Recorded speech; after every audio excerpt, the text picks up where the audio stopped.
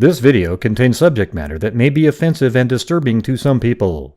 If you are the type to require a warning throughout a video or show, let this message serve as your warning. This channel discusses the harsh reality of true crime. If this warning is not sufficient for you, consider a different genre and unsubscribe from my channel immediately.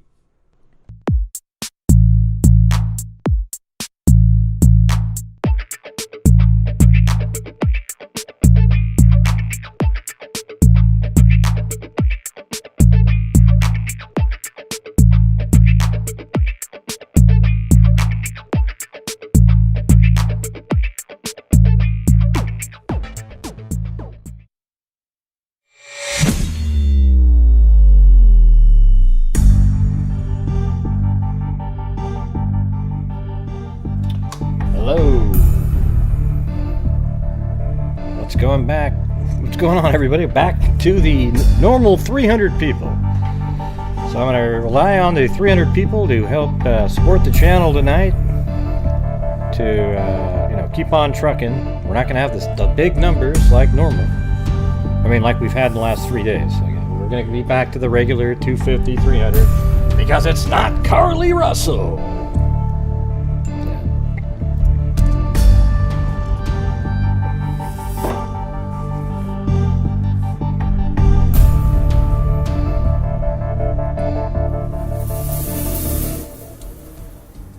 And there's all this drama going on YouTube about just like a blog somebody wrote, and sounds like it was. I mean, I haven't seen it, but everybody says it's racist from 10 years ago and all the way up until more recently on a popular YouTube-ish type. I don't know if you call it popular, but I'll tell you what is popular is drama. I mean, drama is just so popular. Yeah. Hey, thank you, Ali79. Yeah, I'm a little nervous about tonight because even with 1,500 people, we just kind of squeaked by like on some of the normal. Well, last night was pretty good, and the night before, but yeah. Yeah, it's just it gets so old, Just you're doing your show and you look over and you see 900 people watching a drama channel or 1,500. And you go, oh boy.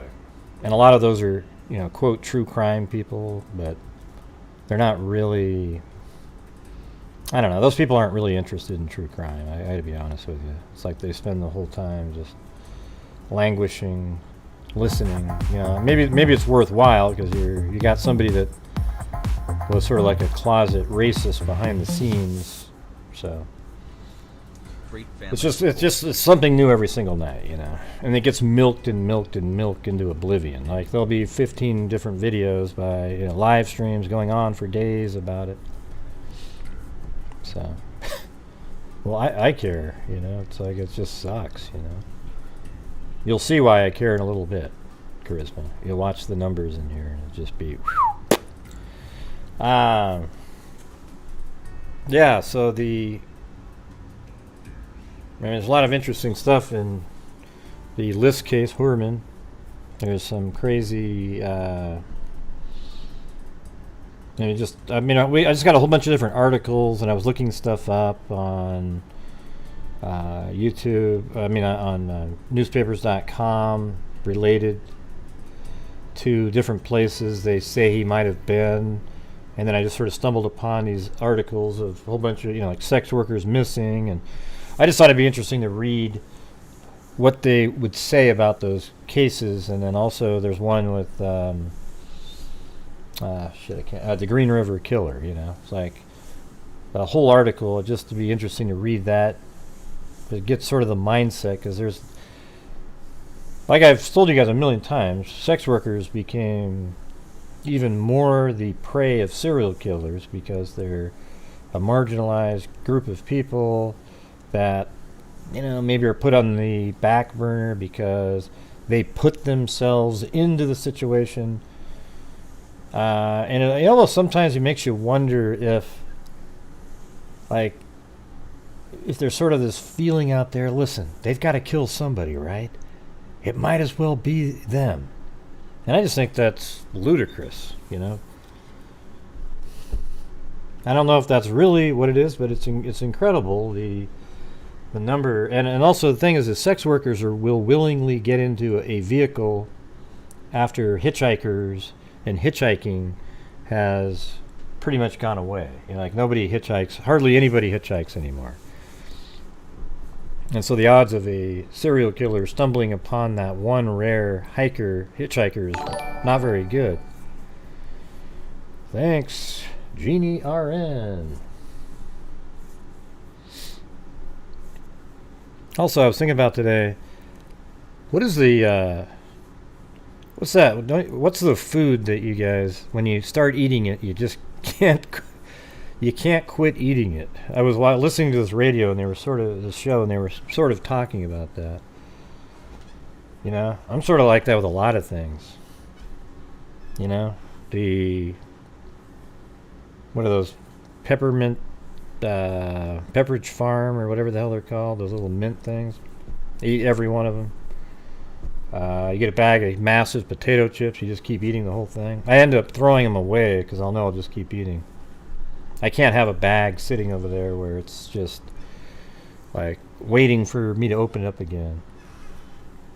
Yeah, Hershey's Kisses is kind of like that.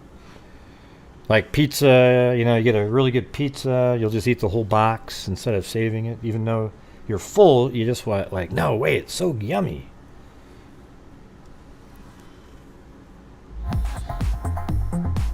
Yeah, it seems like it, Olivia. Yeah. Thank you.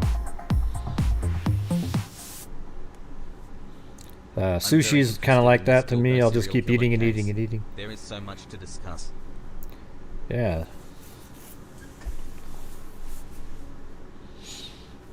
Ice cream, you know, get me mint chocolate chip or peanut butter chocolate. I'll just eat the whole thing. It's impossible. I don't know how people have the willpower to just go, yeah, I'll just get a scoop out of there and eat it. No way.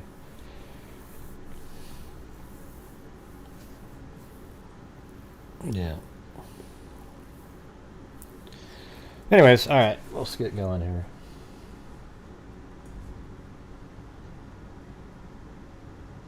But I know we got a smaller crowds now, so like I said at the beginning of every show, you guys are the sole source of income for the channel. You guys, there is no ad revenue for these live streams. Channel memberships help. Ad revenue when I put out a video helps, but this isn't a video, it's a live stream. And super chats, and that's it. Yeah. So if you guys feel like you like what I'm doing, you know, maybe consider helping support the channel during the live stream. I mean, even when we don't have 1,500 people, we should be able to easily have decent nights. All right, so if you can, that'd be great. If it affects your life, don't send anything in. Also, if you're somebody who wants to just donate money right to charities, go ahead and send money into charities. When you send money on PayPal's or whatever, this channel just helps, or, you know, with super chats and everything. PayPal I just use to augment, and then sometimes, then I buy, like, whatever the hell I want to buy. I mean, PayPal is I sell items off of there, the notebooks and whatnot. So, thanks, Allie Kate. And it seemed like people showed up later to today's day show, watching the Border Patrol agent who killed his girlfriend or I don't know if they were still dating, but an ex-girlfriend and a child they had together. It's pretty disturbing stuff. So it seemed like we had a decent showing near the end there. All right. Okay, well, let's get going. Yeah, and like I said, like, just send it right into charity, though, if that's what you want to do. But if you're sending it here, you're helping support me, and I donate over 50% at the end of the month of the net revenue. And that's not like, oh, after he pays his electric bill, it's just the taxes. I take 28% out and pay quarterly taxes. I'm actually do the way you're supposed to do it here. The funny thing is I always get bashed by people, but The truth is, I literally do it the way you're supposed to do it. Every third month, I pay taxes to the state and the federal government. Fortunately, we have state tax here, so, you know.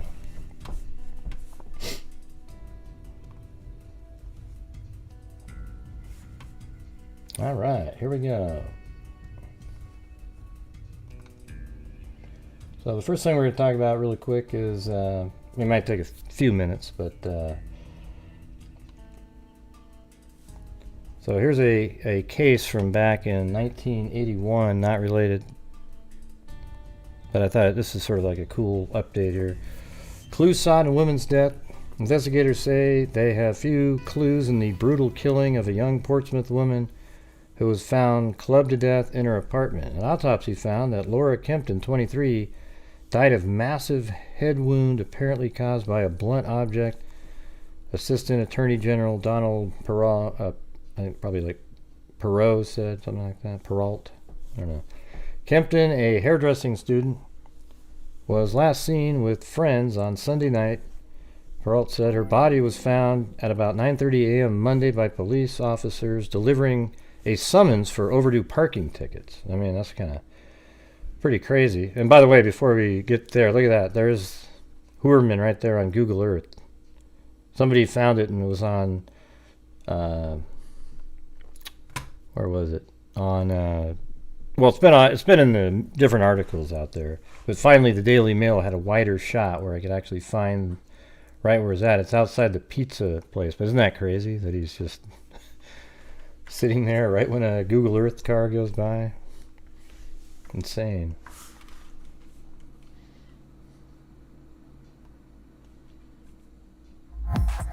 Thank you, Kathy, Friday Maker. It's not one of the victims. It was just shot last, like, 2022 in June. So now. You know what we could do is, because we can go to historical and see if we can find anything down there. I mean, the odds are so low, though, that at Google Earth, that's just incredibly lucky to have them on that shot.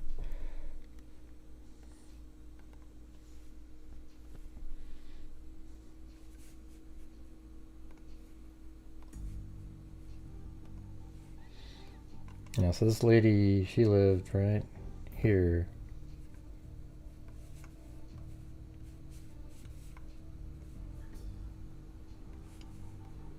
Yeah, so that's her house right there. It was inside of that. They were delivering a summons and looked through there was a broken door and you could see right into the house. This is Laura Kempton. Her body was found at 9:30 a.m. Monday by police officers delivering a summons. Oh yeah, so this 1982 article. Just few details released on Portsmouth death. Investigators today searched for clues in the slaying of a 20-year-old Portsmouth woman. An autopsy was being performed to determine the cause of death. The body, it says it's a different person, but they actually think these two might be related. The body of Tammy Elizabeth Little was found in her apartment on Maplewood Avenue last night. Police had released few details, but said no arrests had been made. The killing is the second homicide in the Seacoast City in 4 days, and Little is the second person enrolled at a beauty school in Portsmouth who has been found dead in the past year. Isn't that crazy? Laura Kempton, 23, was found clubbed to death in her apartment in September of 1981. No arrests have been made in her death, but both these girls were enrolled in a beauty school. I mean, what are the odds of that? So there's Laura Kempton. Then 1996, it was this 15-year-old crime stymied police. The man works as a laborer. He has a tremendous physical strength, and he is a longtime Portsmouth resident. His friendly greetings when the two meet around town frustrate retired police detective William Mortimer, who suspects the man savagely killed 2 women in Portsmouth in early 1980s. Though he is retired, Mortimer still works on the cases. They happened on my watch, Mortimer explained to the Boston Globe. I've never seen anything so vicious. Laura Kempton, a 23-year-old student hairdresser and aspiring model, was found bludgeoned to death in her apartment in the fall of 1981. A year later, 21-year-old Tammy Little, a student at the same hairdressing school. That can't be coincidental. And like Kempton, a regular at local clubs, was found dead in her apartment. She, too, had been beaten beyond recognition. I think there's zero chance that those aren't connected. Jerry Hinton, police chief in Brunswick, Maine, was a detective working for Mortimer. Then, when Hinton visits Portsmouth, he too sees the man, and he also remembers. I don't miss him, Hinton said. Even if I'm 100 yards away, I don't miss him. Hold on 1 second.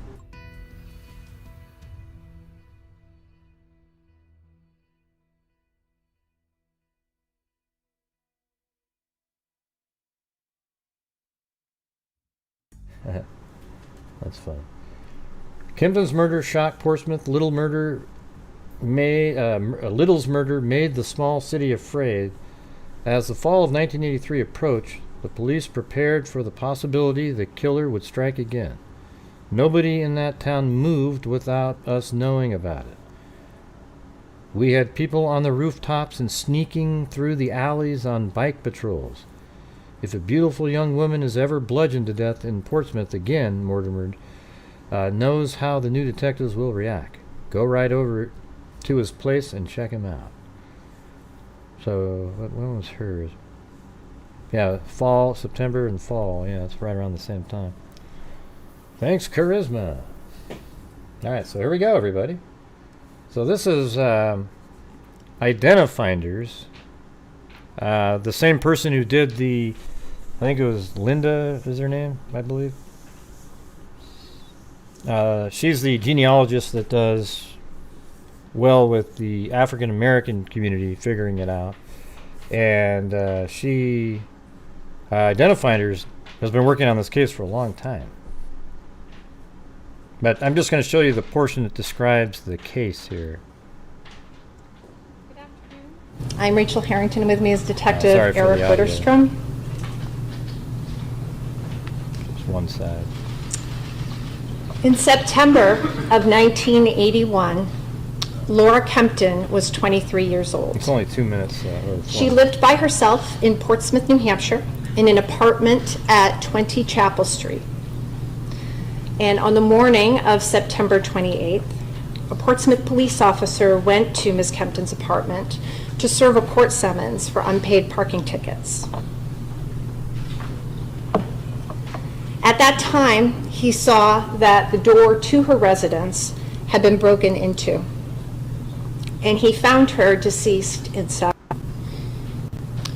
An autopsy was conducted that day that revealed that Ms. Kempton died from massive trauma to the left side of her head. It was further determined that she was killed in the early morning hours of September 28th. Evidence collected from the scene also indicated that she had been sexually assaulted at the time of the homicide. The discovery of Laura Kempton's murder was the beginning of an investigation by the Portsmouth police. And you can tell that's the same house. It's just from a different angle. But see the two windows, and then up here the windows that go out. They're up here, and then so that's the door they were looking through. Police department and assisting agencies that spanned over 4 decades. During this time, they developed a crucial piece of evidence. Using samples collected from the scene and from Ms. Kempton's body during autopsy, they were able to identify a suspect male DNA profile.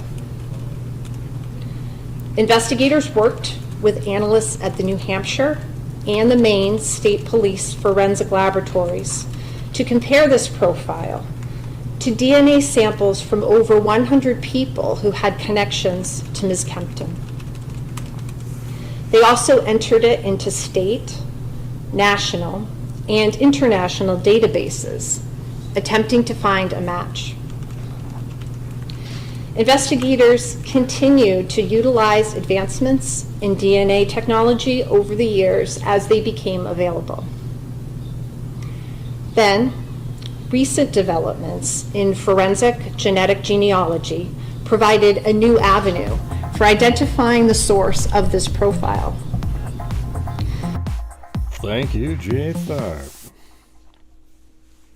Thank you. Great for all your hard work and everything you honestly do for all the victims and so much more. You are very much appreciated by all, sir. Well, thank you. Beginning in 2016, investigators used the services of a group named Identifinders International. Boom! Identifinders International. To obtain more information about of a group named genealogy provided a new avenue for identifying advancements in DNA. They also entered it into state, national, and international databases, attempting to find a match. Investigators continued to utilize advancements in DNA technology over the years as they became available. Then, recent developments in forensic genetic genealogy provided a new avenue for identifying the source of this profile. Beginning in 2016. Yes, that's crazy. 2016, that must be right when, because that's even prior to Golden State Killer, right? That's right when Parabon was doing the phenotyping. Investigators used the services of a group named Identifinders International to obtain more information about this suspect male profile. First, to determine his heritage, then his familial contacts and connections, and finally, through more advancements in the technology, the perpetrator's specific identity. This analysis, which was later confirmed through additional DNA testing, led to the identification of the person responsible for Laura Kempton's murder. Ronnie James Lee. Mr. Lee was 21 years old at the time that he assaulted and murdered Laura Kempton. There is no indication that he knew or was acquainted with Laura Kempton, but he lived and worked in the Portsmouth area at the time of her murder. Both of them. Ronnie Lee died on February 9th of 2005 at the age of 45, well before investigators identified him as the perpetrator. And that's the first super chat from Donna G. Thank you. They give me a message there. What does it say want me to do? Oh, it says celebrate it. If Ronnie Lee were still alive today, the Attorney General's office would bring criminal charges against him for Laura Kempton's death, based upon the evidence contained in the report that is being released today. Since we are unable to do so because of his death, this case is being closed by the cold case unit as solved. And Ronnie Lee died on February 9th of 2005 at the age of 45, well before investigators identified him as the perpetrator. If Ronnie Lee were still alive today, the Attorney General's office would bring criminal charges against him for Laura Kempton's death, based upon the evidence contained in the report that is being released today.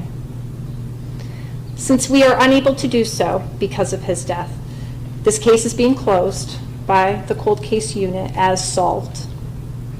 And the basis for this conclusion is being released in this report to the public. Victim witness advocate Sunny Mulligan Shea with the Attorney General's office is now going to read a statement from the family of Laura Kempton. So it's like a 30-minute long. I think I have the link in the description.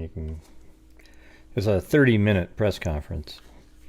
There's questions and answers, but you know what I thought was interesting was that there's that other person that they literally think was killed by the same person, but they just haven't been able to link it. So maybe it didn't leave DNA, but man, are you serious? They're both killed in their apartment, and they both went to the same school, and it was 1 year apart. There's almost no chance. And they're both bashed in the head. Same MO, same sort of victimology. I would be shocked if they're not related. Just like I'd be shocked if the Asian male in the Lisk case isn't connected somehow. I mean, it's right there in the same line.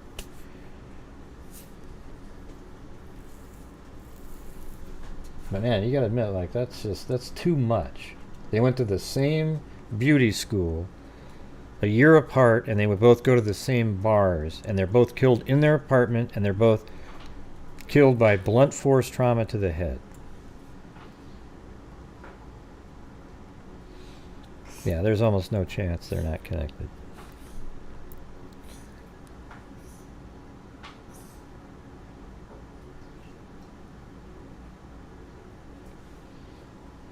Okay, so there you go. That was the update on that case.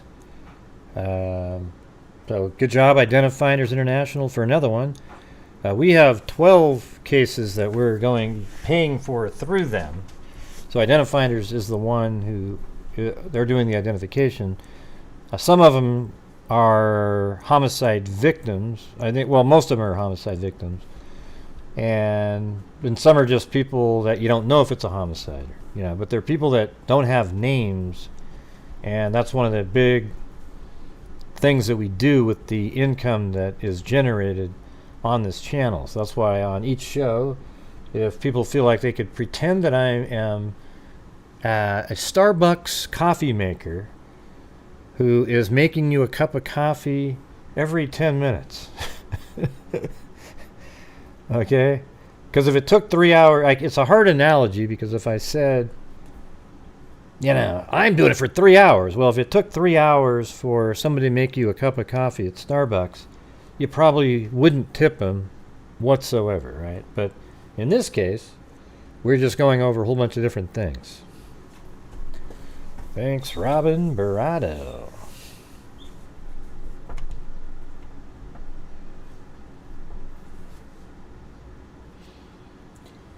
All right. So now let's get to the Rex information. So it's going to be kind of random because there's so many different articles about different things.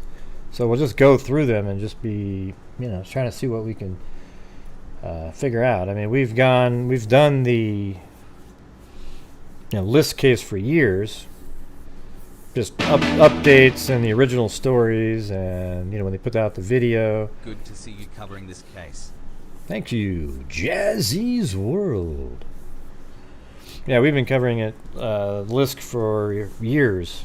Probably 4 or 5 shows on it at least. But now when there's an arrest made, of course, everybody's an expert and covering it every 2 seconds.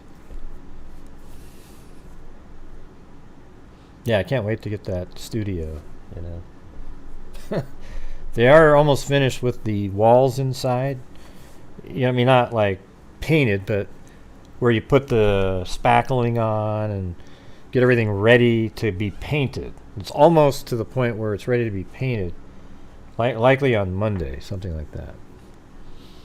And then we're in a good place, because then you start putting in the doors and the let's see. I would imagine flooring would go in kind of later, right? Because do you really want to paint when there's a new floor on the ground? So, should be pretty cool. Hey, thank you very much, Doohickey. I love coffee. Wow, she bought, 5 cups of it there.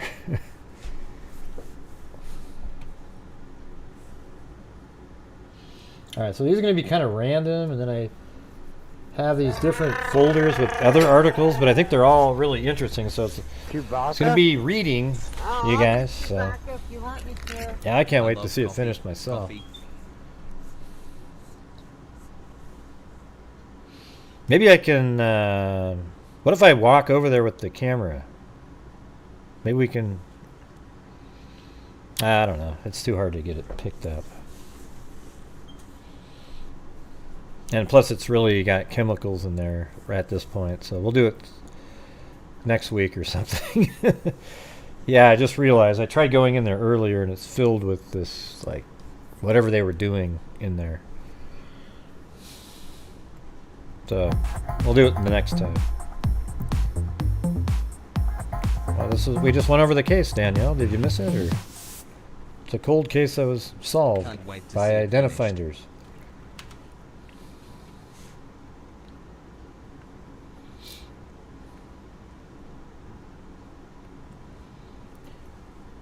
How do I start here? Let's just go over the new articles and then go back in time.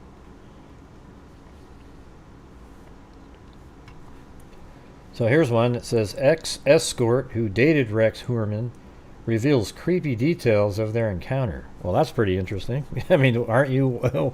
Don't you want to hear that? I do. You'd love to see me high. I bet you would. I talk a lot, even more than here. And everything's funny. And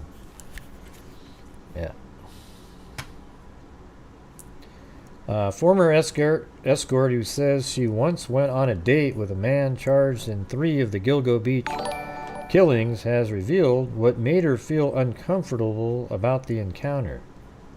Rex Heuermann, 59, is charged in the deaths of Melissa Bartholomew, Amber Costello, Megan Waterman, and when they say suspect, I mean obviously Maureen Barnes. Okay.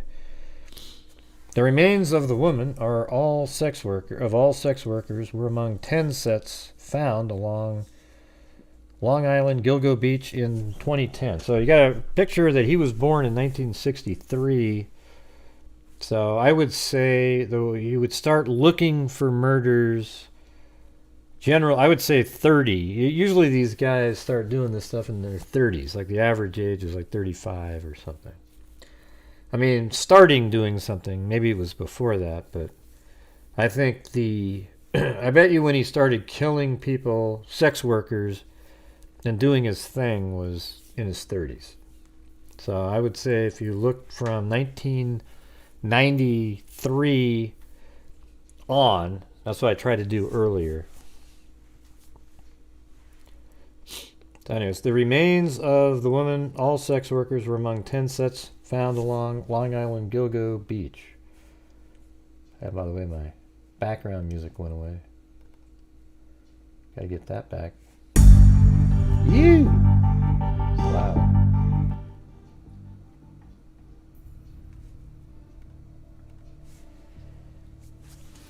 Gilbert was found dead in December of 2011, about 3 miles east of where the other 10 sets of remains were found. That's why they ended up finding her. In an appearance on News Nation, Nicole Brass, who now works as a hairstylist, said she went on a date with Heuermann in 2015. Newsweek has contacted Heuermann's lawyer via email for comment. Brad told Chris Cuomo that Heuermann had asked her to come to his home for the date, but they met at a restaurant. See, I don't know if you guys remember on the show, but I think that he killed people in his house. That's why he waited for his wife to be out of town during those times where he could control the environment. He would take them home and say, well, this is where I live, and and then he would kill them there, and he could control his environment and clean it and do whatever he needed to do while his wife was gone. Okay? That's what I was saying on earlier shows. I don't know if it comes up in here, but Brass told Chris Cuomo that Heuermann had asked her to come to his home for the date, but they met at a restaurant. Brass said Heuermann brought up the Gilgo Beach murders after she said she was a fan of true crime. Oh boy. Thank you, Web Weaver. He said, well, have you heard of the Gilgo Beach murders? And I said, yeah, everybody from Long Island has. And then he started talking about it. The way Heuermann was talking about the case didn't seem like a true crime fan, she said. His body language kind of changed and his eyes were as if he was a different place, like he was picturing it all over again. See, I wonder if, though, I think a lot of times after the fact, everybody thinks, man, he was creepy, man, we talked, so I have a hard time. I bet you when they were talking about it, didn't even set off any red flags or anything. But now that it's a story, That'd be a weird story. It wouldn't be as entertaining if you just said, yeah, he was talking about it, and, it just seemed like anybody else talking about it. But now it's, oh, yeah, when he said it, he had eyes like a demon. Or a demon. There's no D at the end of demon. Oh, is that her right there? And that he seemed normal at first when he said all of that, but like, when someone's real big and they kind of like use their weight to seem somewhat intimidating. Yeah. That's like kind of the vibe he gave off from the beginning. So you met him at a restaurant, right? Yeah, the steamer. All right, so now tell me, because now I said, yeah, everybody from Long Island has. We're all following that case. And then he started like talking about it, and he tried to say like, he and hypotheticals and like what he thought. But it was the way that he was saying it didn't seem like a Let me ask you something. Did you report him to police after he talked to you like that? Because it sounds like you were just all over the fact that he was a crazy psycho and should have been turned into police. True crime fan who just wanted to talk about it. help me understand. Like, what were you picking up? Like his body language kind of changed, and like his eye leg kind of saying, to be able to kind of brag about it and in a not obvious hype. And I don't know. I got a link in there. You can go watch it. I can't play. I'm not going to play this whole thing in here. He said, it says most of it. She said he seemed like he enjoyed talking about it too much. Not like somebody who empathizes with the victim and is following the case, she added. Newsweek has contacted Brass via social media for further comment. The way he talked, she said, was like someone who really wanted to be able to brag about what they did, but can't. Brass said Heuermann mentioned the burlap sacks that the victims were wrapped in, information that she's not sure was known by the public at the time. Well, I'm pretty sure it was, because it was 2011 and 10 or 11 when that was put out there. He just talked about the burlap sacks and bodies going into burlap, she said. Heuermann made the victims seem like people who didn't matter, she added. He was just like, well, they were all escorts anyway. As the date went on, Brass said Heuermann became agitated that she did not want to go back home with him. Yeah, well, good for her. She probably would end up being another one. She wanted out right after she started talking about the Gilgo Beach murders, she said. Brass said she tried to be polite and said she did not feel comfortable driving to Nassau County where he lived. That really weirded me out, she said. I was like, I won't get in the car with somebody I don't know. Brass said she felt afraid as Heuermann tried to hug her goodbye. He tried to give me a hug goodbye, but it was very, uncomfortable and weird, she said. And just everything about it was very, very strange. I'm sure it was now that you know it was he's a serial killer. Brass said she is sure that Heuermann is the man she met in 2015. There is no not recognizing him, she said. He's a really big guy and his face is very recognizable. She said she told people over the years about the suspicions that she had met the Gilgo Beach murder. Oh, come on. Let's hear from one of the people that can corroborate that. I've told people for years, she said. I just always told people I think I had dinner with the Gilgo Beach murderer. I'm almost positive, she would say. Jeez. A new task force looking into the case honed in on Heuermann as a suspect early last year, prosecutors said, after connecting him to a Chevrolet Avalanche pickup truck that a witness reported seeing when one of the victims disappeared. That was a big deal there. According to court documents, investigators matched DNA from a pizza Heuermann ate to hair found on burlap wrapped around one of the victims. They also linked him to other evidence, including burner cell phones that were used to arrange meetings with the women. Heuermann's lawyer, Michael Brown, told Newsweek this week that his client is a hard-working, licensed architect with his own firm in New York and no prior criminal history. Yeah, because he hid his criminal history. There is nothing about Mr. Heuermann that would suggest that he is involved in these incidents. Shut the hell up. There's nothing to suggest it. And while the government has decided to focus on him despite more significant and stronger leads, we are looking forward. They sound just like Richard Allen's attorneys. That is just idiots. But there's people out there, morons on YouTube and so forth, that will actually believe what they just heard that attorneys say and pretend. For example, one of the idiots that covers the Delphi case regularly, the crazy person that kept accusing. One of these days I'm just going to have to do a debunk of this person. I apologize if it gets into drama, but this person is a hideous human being who went after Libby and Libby's family, the grandmother, for every video she'd make for as long as she could. I mean, just disgusting stuff. And now she's making a video on how Koberger is innocent and it's the corruption of the Moscow, Idaho that's really behind it all. And what's even worse is there's over 1,000 comments supporting it like it's the greatest thing they've ever heard. What an absolute embarrassment, everybody. It's absolutely incredible. Disgusting. Yeah. I'm not going to say the name. Why would I say the name? KK, if I wanted to say the name, I'd say the name, and then you'd go watch it, and everybody would go watch, and then she'd get extra views. But one of these days, I'm going to go do it, because she's just a hideous, stupid person, okay? And I think that is really, it's scary when somebody can make well, maybe not stupid, but willfully deceptive to other people, because it sells. People like that stuff, right?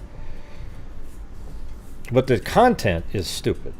But there's a lot of stupid people who, when they see it, go, ooh, ooh, ooh, that's so neato. Yeah.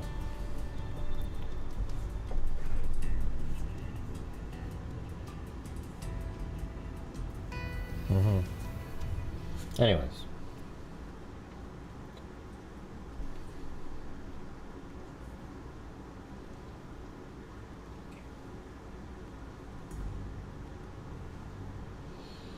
And here we go. Another article here.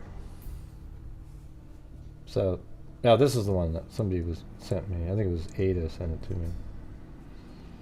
But this is what I said. Gilgo Beach serial killer suspect Rex Heuermann killed at least one of his victims at his home. Okay, but we're really struggling tonight, you guys, on the goal. So if we can help get to that, that'd be absolutely fantastic. I'll be back in a minute. My wife just came home.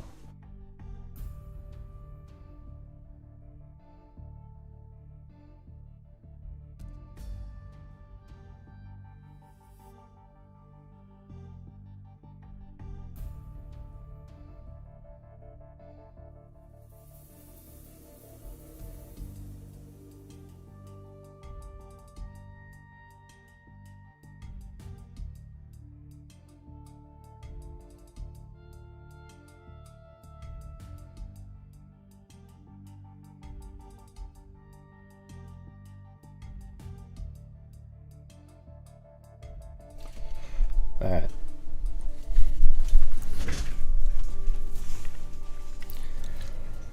So, Gilgo Beach serial killer suspect Rex Heuermann killed at least one of his victims at his home. The 59-year-old lived in the Massapequa Park, Long Island home with his wife, Essa Ellerup. At least one of the victims I think they were all killed there. And that's why the date of his wife leaving town corresponds with the killings, because he, like I said before, he could take the bodies there, control the environment, and she's out of town, and then he could kill them and then dispose of them and clean up anything that he needed to, and then he'd just come back home. And I mean, it makes more sense, you know? So when they say at least one, I bet you it's all of them. Law enforcement sources told CBS News detectives are now looking into unsolved murders across the country to see if they are linked to Heuermann, 59. Cops say he was behind the deaths of the 3 workers in 2010, sex workers, who were buried at Gilgo Beach. All 4, they should say. He is a prime suspect in a 4th killing. The architect lived in a dungeon-like Massapequa Park home in just 18 miles away from the beach, but a lot closer in the air. With wife Essa Ellerup, adult daughter and stepson, who police say were away when the murder took place.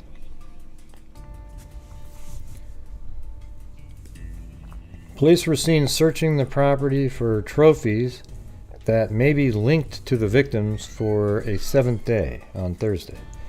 Investigators are also looking at his timeshare in Las Vegas. So he had a timeshare in Las Vegas, which is interesting because Las Vegas is just absolutely filled with sex workers. But I wouldn't think he would go down there and like kill somebody, because he just wouldn't be able to have everything set up the way and plan it and really kind of control the environment. I bet you he hired sex workers while he was there, but I'd be a little bit surprised if he killed somebody on one of those trips, because probably when he went there in a timeshare, his wife would have been there or something like that.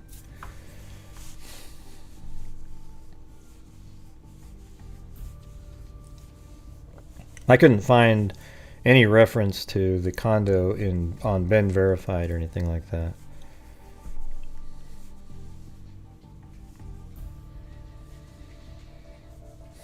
Investigators are also looking at his timeshare in Las Vegas and a property owned in South Carolina. One investigator carrying a note listing some of the evidence found inside, including a rope kept in a vault and handcuff keys and a shelf underneath a workbench. Investigators, I'm not sure what happened there, hold on. Jesus. Investigators have also been searching 2 storage units connected to Heuermann, and on Wednesday several boxes were spotted outside one. Blue tarp, a white tent have been erected outside the unit to close off the scene. Ellerup was at home Thursday when police burst into the property. At the same time, they arrested Heuermann outside his architectural firm in Manhattan. Her attorney, Robert Macedonio, said the family has been blindsided by the shocking murder charges. Obviously, this has been a shocking time for them and pretty difficult to comprehend, he told the U.S. Sun. As with any family, it's extremely upsetting, and they're totally shocked and caught off guard. The family doesn't want to make any further comment than that. This is that crazy interview that we played the other day. Cops are probing whether he operated in the area and have interviewed jail sex workers who interacted with him. So where is this? Oh yeah, so police have also revealed Heuermann may have ties to Atlantic City. That makes more sense, in New Jersey. And they have expanded their investigation into a 4th state. Cops are probing whether he operated in the area. I mean, look at it. He's like 59 years old, and he was 47 or something during Gilgo Beach, 45, 46, 47. So, man, there's got to be other murders out there from 30 to 45, and then what was he doing after 45? I mean, it's pretty wild. I mean, they do take breaks, but it's just, this guy seemed like he knew what he was doing. Kind of stupid on some of the stuff, though.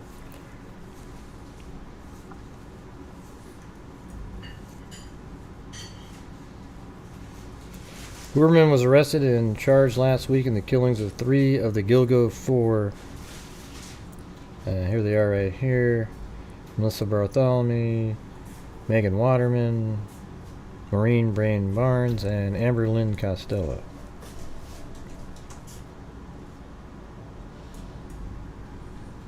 Yeah.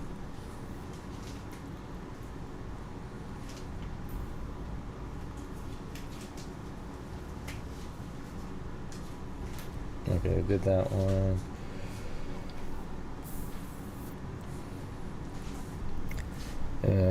The Gilgo Beach murder suspect expands to Nevada, South Carolina. Probes into Gilgo Beach serial killing suspect Rex Heuermann now reach across the country as investigators are examining the connections to Las Vegas and South Carolina, where the suspects have owned property. Police in Las Vegas are sifting through their roster of unsolved cases for any sign Heuermann may have been involved, a spokesperson for the Las Vegas Metropolitan Police Department confirmed in a statement. Yeah, so he lived right here in this house. Right there. And if you go to Street View, his vehicle is even there. And so that drive is quite a long ways, but as a crow flies, it's not very far at all.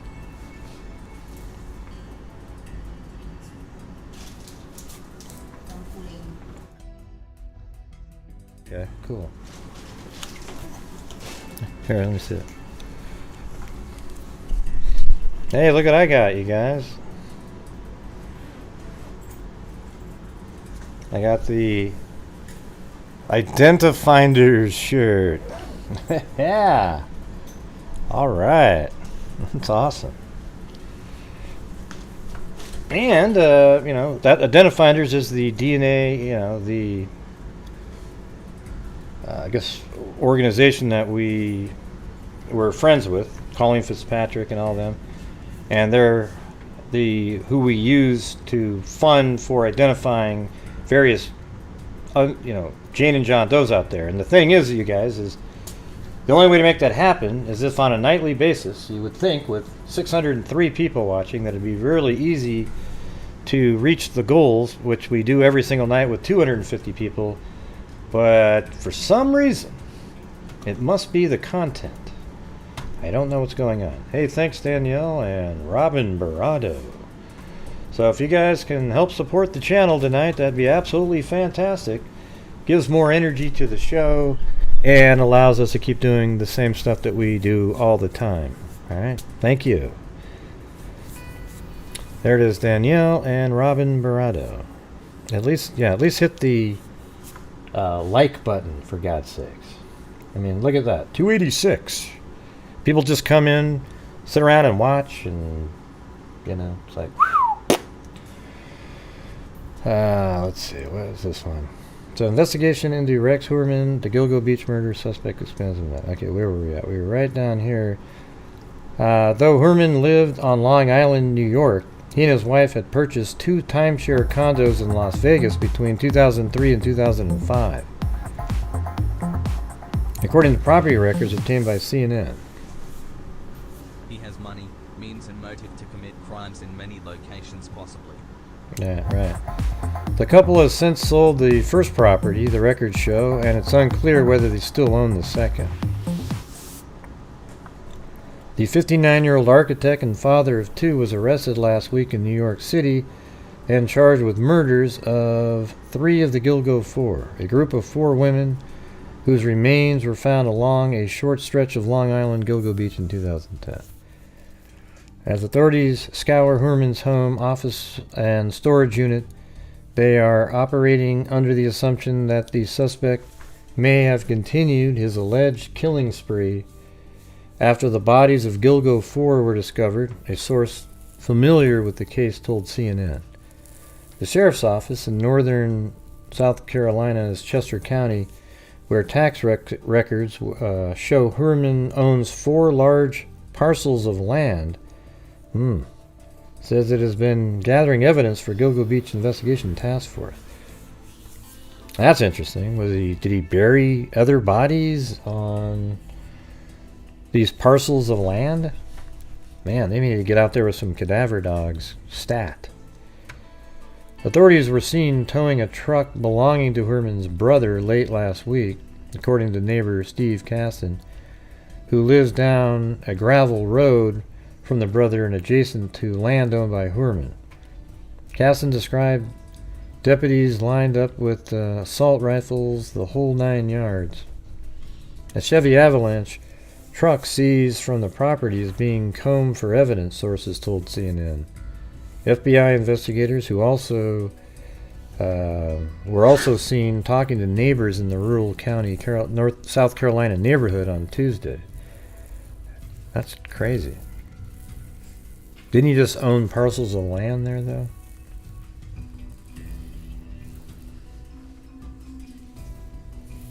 The multi-agency cold case task force is actively investigating whether Heuermann may have had more alleged victims as they pore over a flood of tips and new evidence. Heuermann's family was stunned when authorities informed them of the harrowing allegations against him. As investigators pore over Heuermann's home, they are primarily focused on gathering forensic evidence, but are also searching for things that could be souvenirs kept from the killings, including items that are hidden or stashed where family members wouldn't find them. Any found items will then need to be shown to victim, family, and friends to process that, a process that could take time. That's sort of interesting. Prosecutors have detailed a trove of evidence used to connect Heuermann to at least 3 of the Gilgo 4 killings, including credit card bills, cell phone data, and DNA evidence. The 4 women's bodies were among a string of 11 sets of human remains found scattered along, Long Island's South Shore. Striking similarities soon emerge between the cases. Yeah, I mean, we already know that part. Alright, so what's the next one?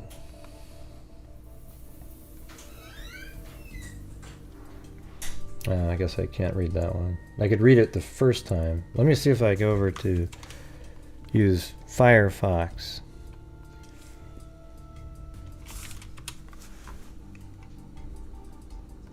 No. Can't do it.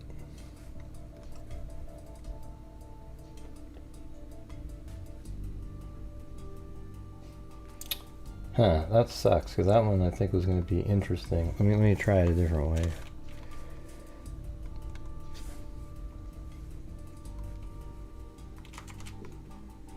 Nope, can't do it. Doesn't work.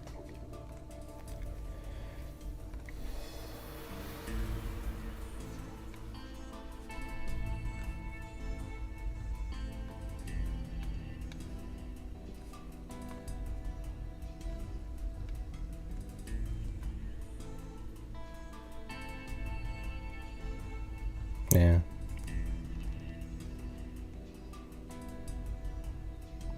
Right. What article does it say that in, Zozo?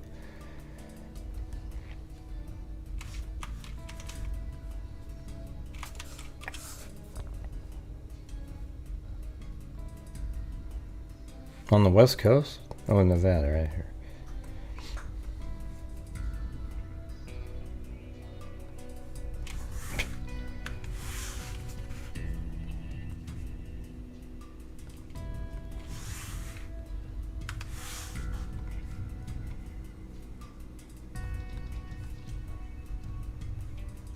So right here, this one.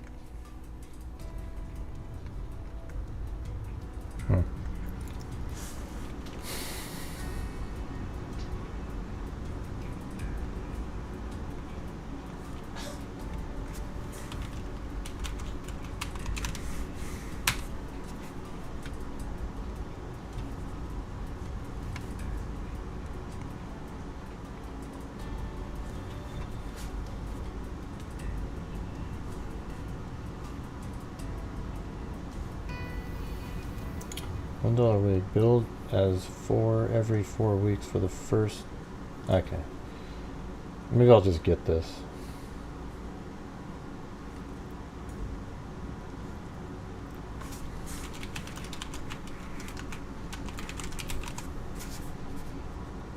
I'll get the New York Times. I don't want to do that.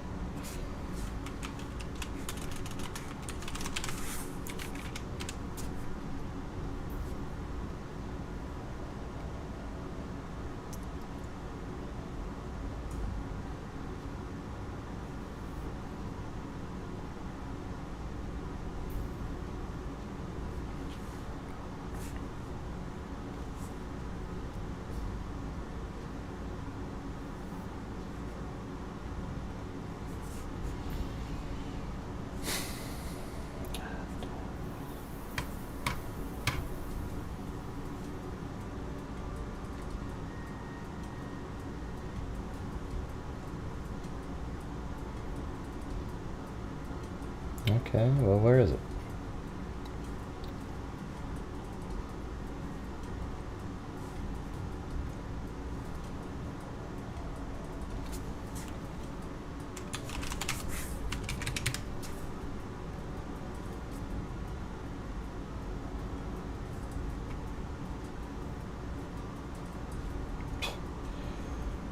Ah, this is crazy. I just got the damn thing.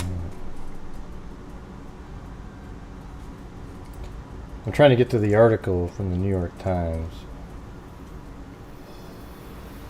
Okay, I think I got into it this time because I just bought the membership there. Thanks, the Incredible Hulk. Suspect in Gilgo Beach killing led a life of chaos and control.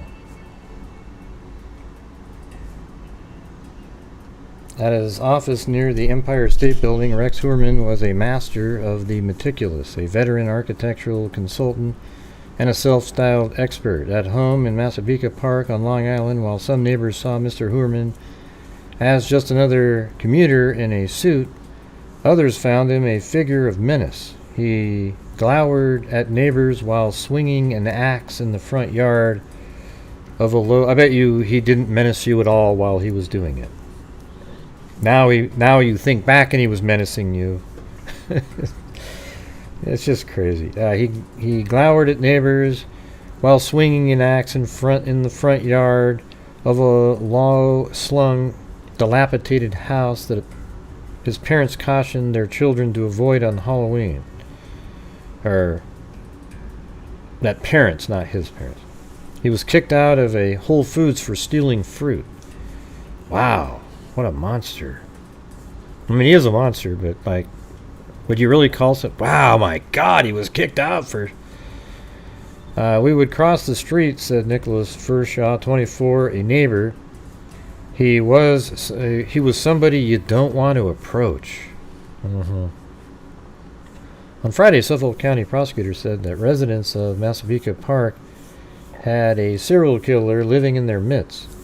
They accused Mr. Heuermann, 59, of leaving a quarter-mile trail of young women's bodies on the south shore of Long Island in what came to be known as the Gilgo Beach killings. Yet he was so careful in covering his tracks, they said that it took them nearly 15 years to arrest him. There he is. Mr. Heuermann, who was arrested in Midtown on Thursday night, was charged Friday with 3 counts of first-degree murder. If convicted of these crimes, Mr. Heuermann would join the ranks of serial killers who led double lives. The other one quite mundane, John Wayne Gacy, was a construction contractor in Illinois. Richard Cottingham, known as the Torso Killer, was a computer operator for a New Jersey insurance company. In a video interview posted on YouTube last year and conducted at his entirely unremarkable-looking office on Fifth Avenue, Mr. Heuermann, tall and heavy-set, sporting a toupee like 1970s haircut and blue dress shirt with a pen peeking from the pocket, comes across as a recognizable character, the scrappy, street-smart, no-yocker, the I got a guy. What? According to his resume and the website of his company, RH Consultant and Associates, Mr. Heuermann's customers included American Airlines, Catholic Charities, and the city's own Department of Environmental Protection. Steve Kramberg, a property manager in Brooklyn who worked with Mr. Heuermann for about 30 years, called him a gem to deal with, highly knowledgeable. Mr. Heuermann was a big, goofy guy, a little bit on the nerdy side, who worked long hours and was available day and night, Mr. Kramberg said, but he was also devoted to his wife, who Mr. Kramberg said had health problems.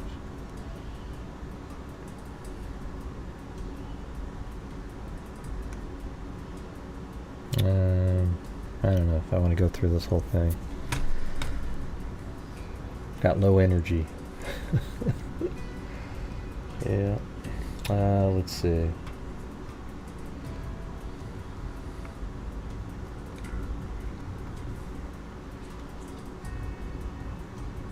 And it says Rex Heuermann's wife pictured for the first time as she files for divorce from Gilgo Beach serial slaying suspect. Isn't that what you would think normal people would do?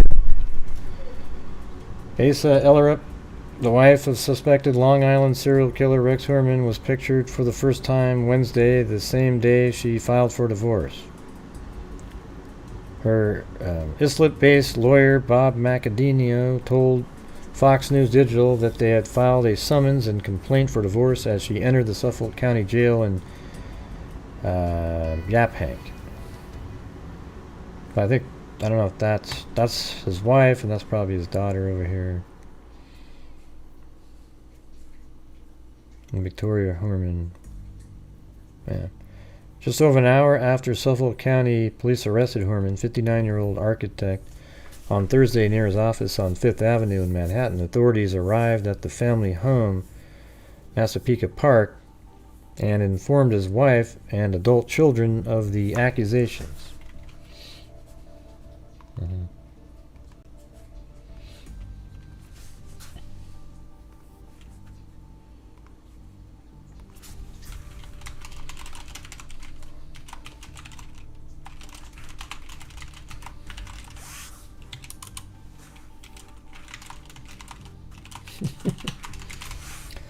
Yeah. Let's see. Police have kept possessions of the house for almost a week, roping off the block as investigators continue to process the scene, where they recovered hundreds of guns and other evidence, including, he had like 200 guns in a closet somewhere.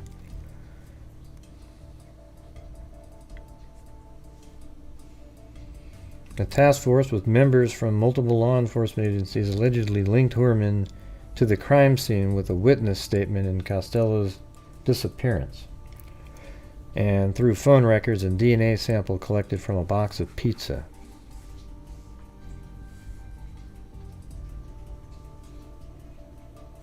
Oh, sorry. That was from before.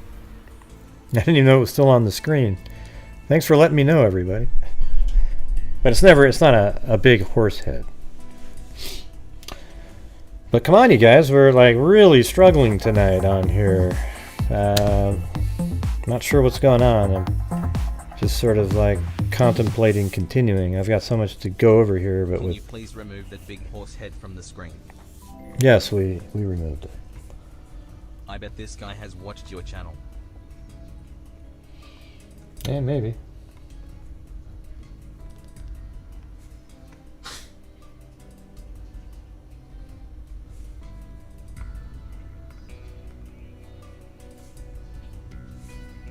Thank you, Simple Life Days.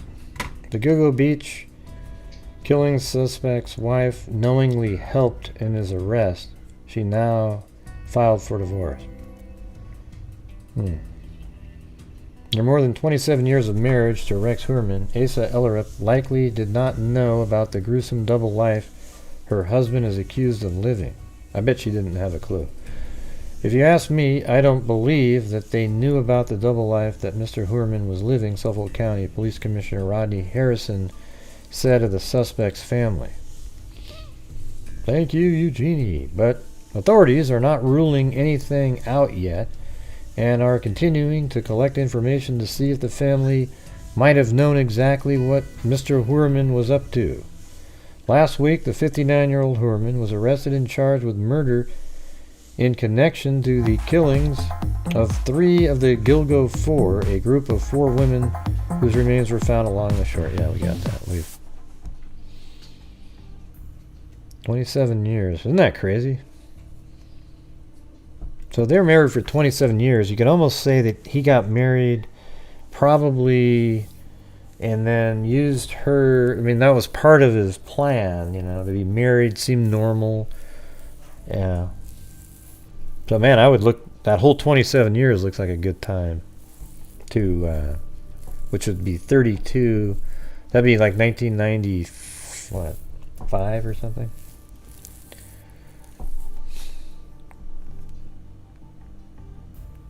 Hey, thanks, Great Dane Mom. Yeah, last night we gave $1,000. That's kind of, You know, I mean, I do make an income too, but I mean, I think the biggest thing that we do here is I donate because of the bulk nature of it, I'm able to donate a lot of money. And last night, just randomly, like boom, $1,000 to Black and Missing because of Carlee's case that absolutely just screwed up that whole situation. I mean, they're probably going to struggle after that. It doesn't help them. That case didn't help that organization whatsoever.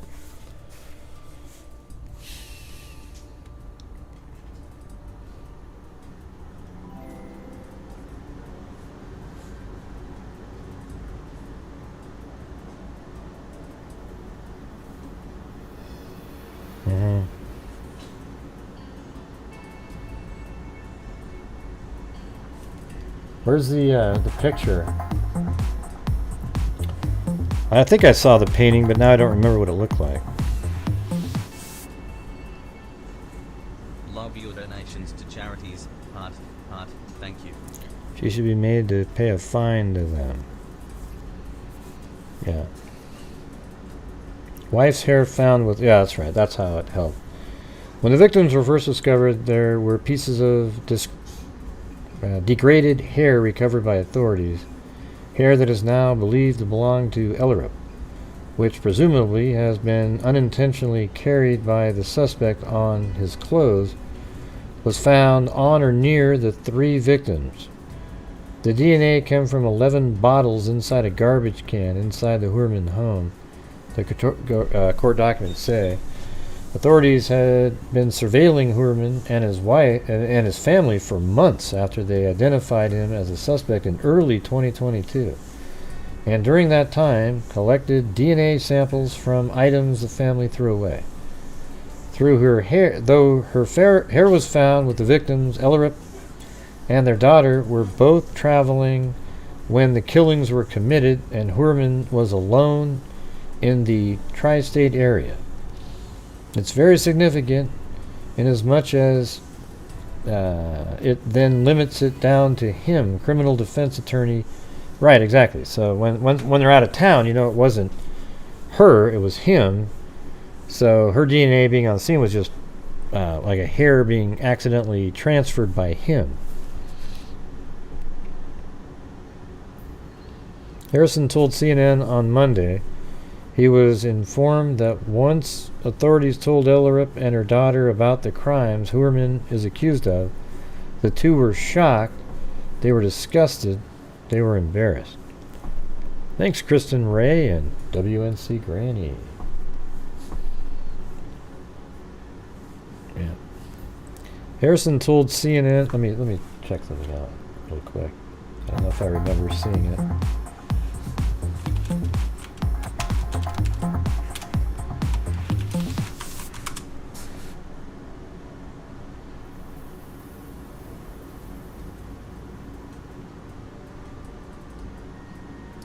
So what's the picture that you guys are talking, the painting that Heuermann did? Anybody? Can you send me a link that has the Heuermann painting in it? I mean, I see one, but I think it's just a different person.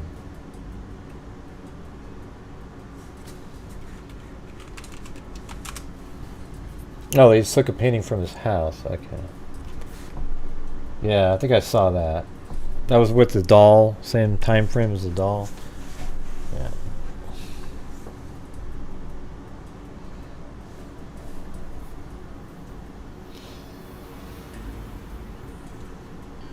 Yeah, I don't see it right now though.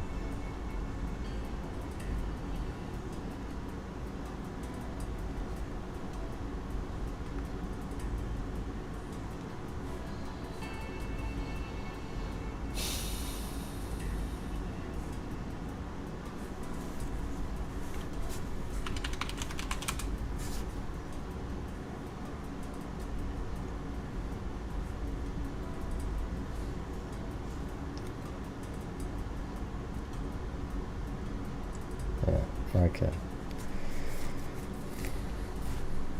The remains of the women were found. Yeah, we already did that part. I think that's his wife. That's the daughter. Not sure who this guy is.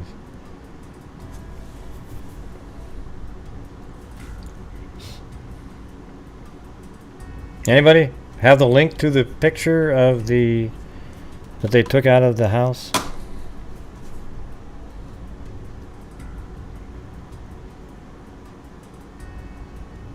Hey, by the way, if you guys watch the, it has nothing to do with this, but on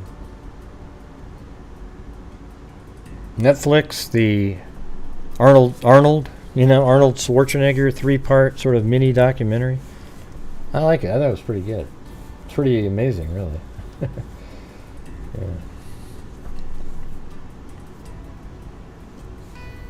Yeah, I'm trying to get somebody to send it to me, but it doesn't seem like it's going to make it, so.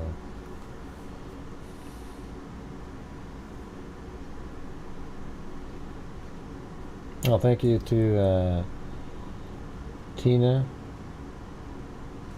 That was earlier, I guess. And then, oh well, thank you, McIntyre.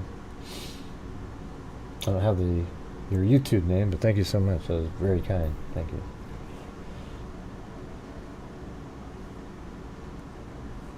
Did anybody send that to me? Well, if I'm not getting it, then it doesn't exist. Okay, maybe it's right here. Zozo just sent it. Let's see if it's in here.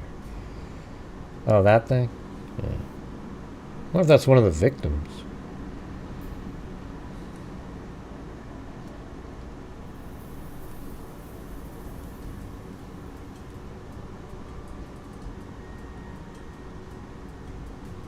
I like to see that full shot right there.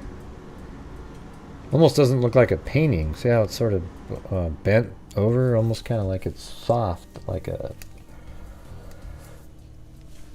you know, I don't know, almost looks like it's a cloth of some sort.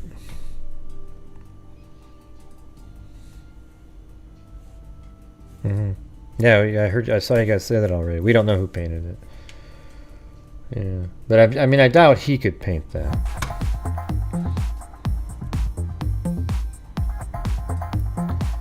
Thank you, Truca Girl 1.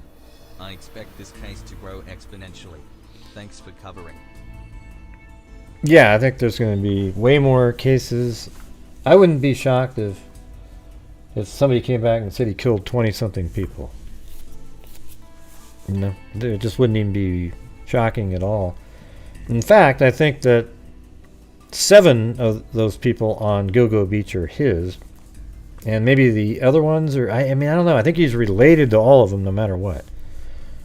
So, thank you, Kevin Kluzak.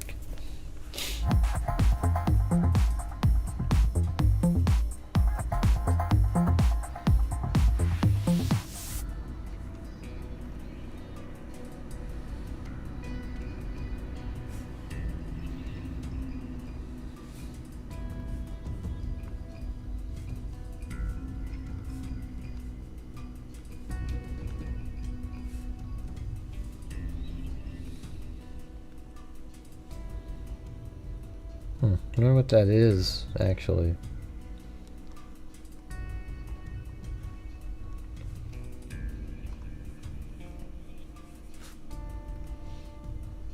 Okay. So then I started looking around, because he's been in the New York area forever, really. So I was just kind of, randomly looking for, missing prostitutes. That's what they called them back there. They didn't use the word sex worker or anything like that. So I was just kind of looked through some of these and just, see what's up. Who the hell knows? The body of a 32-year-old woman identified by police as a prostitute was found in a field off Exchange Street Sunday in Buffalo. Police are conferring with authorities in Rochester. Maybe that's out of his range. The body of Jane. So her case was that they actually, I believe, I found a serial killer was related to this one. Now that I think about it, I kept looking at it. So serial killer was involved in that one, but it wasn't him. And then we got this. So In the biggest city, the easiest targets. I mean, isn't this totally appropriate? Because this is what we always say. I almost want to read this whole page. Look at all these things.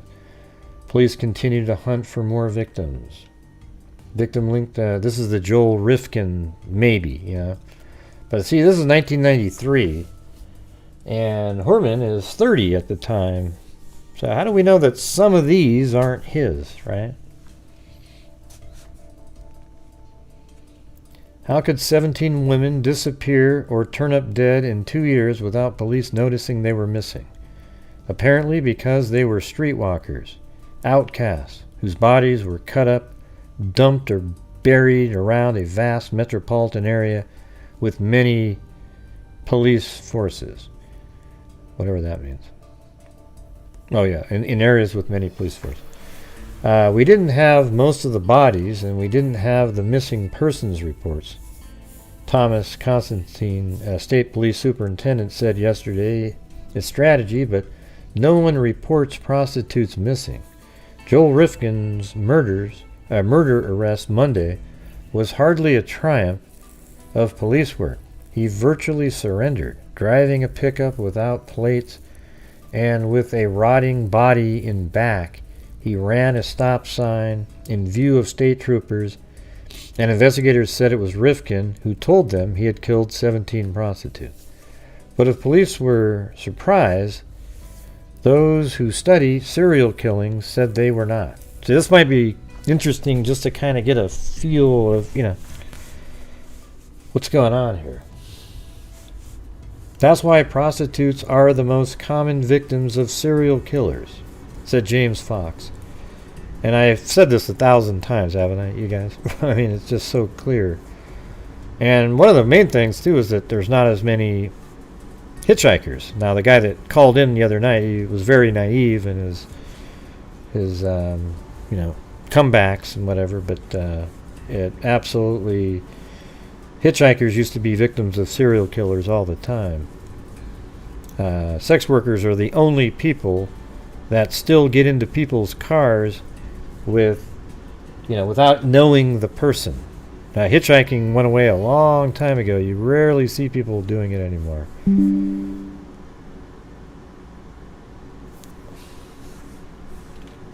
Just a second.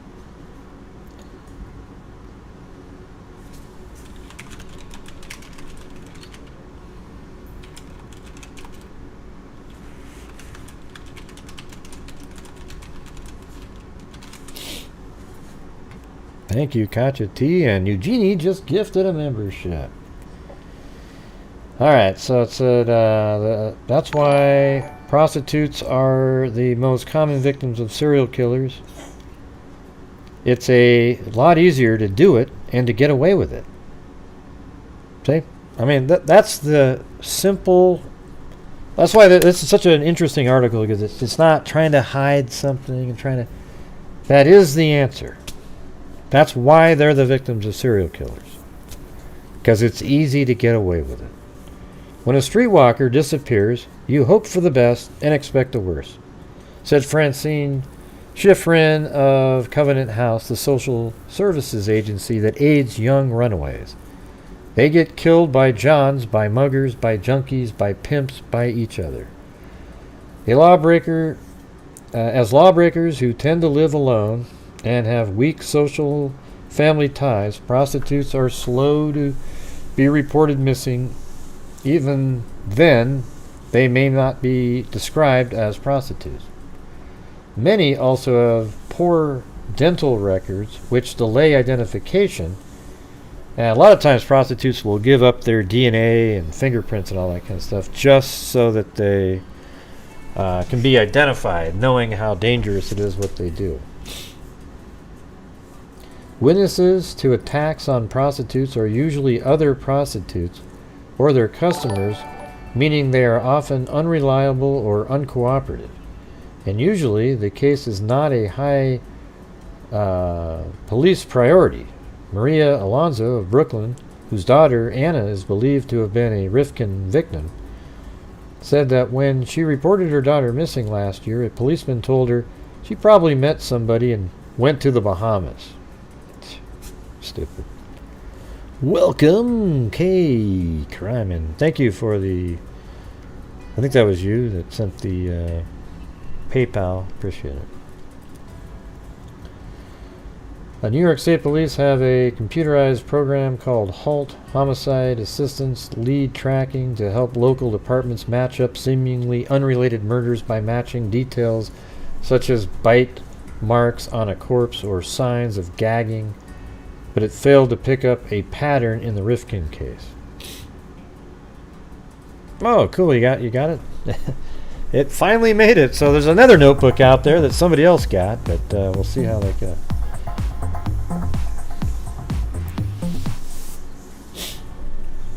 I received the notebook. Thank you. It's awesome. Yeah, you got the stress ball and the pen and everything. The problem with these tracking systems is that prostitutes are killed so frequently. If Rifkin's case, in Rifkin's case, the 8 bodies that were found turned up from western New Jersey to eastern Long Island. Isn't that interesting? They were decomposed. Missing persons report either were not filed or were too vague. Prostitutes are easy targets, lacking even a pimp to protect them against their occupational hazards. They have to climb into a car with a stranger, a date they call it, to earn their pay. Thanks, John Dunn. Used to be it was dangerous to be a hitchhiker. Now it's rare. Yeah, remember at first it wasn't dangerous, then it became dangerous to be a hitchhiker. Well, I mean, it was probably always dangerous. And then it went away, and now sex workers have completely taken over that because they're the only people still that will just get into somebody's car that they don't know. Yeah. If you give this man a ride, sweet family will be Used to be it was dangerous unalive. to be a hitchhiker. Now it's the rare hitchhiker you have to be aware of.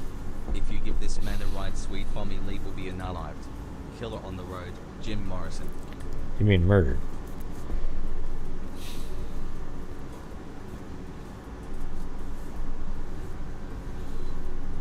Let's see. A streetwalker's death is not generally regarded as any more tragic than her life. About 75% are on drugs, a third have the AIDS virus, half are functionally homeless, some live in large trash bins, and almost all are desperate. Many of them are women whom drugs have left with veins as hard as wire, faces masked with scabs and lesions, bundles of twitching nerves, but someone cares about them. 7 in 10 are mothers, although that's not how a serial killer sees them.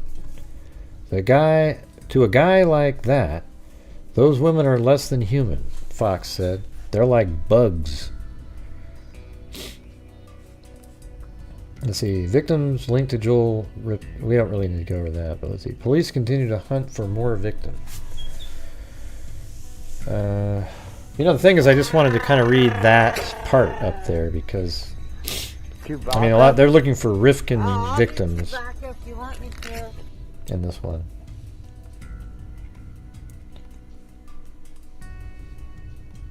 So that was New York, and then there was this.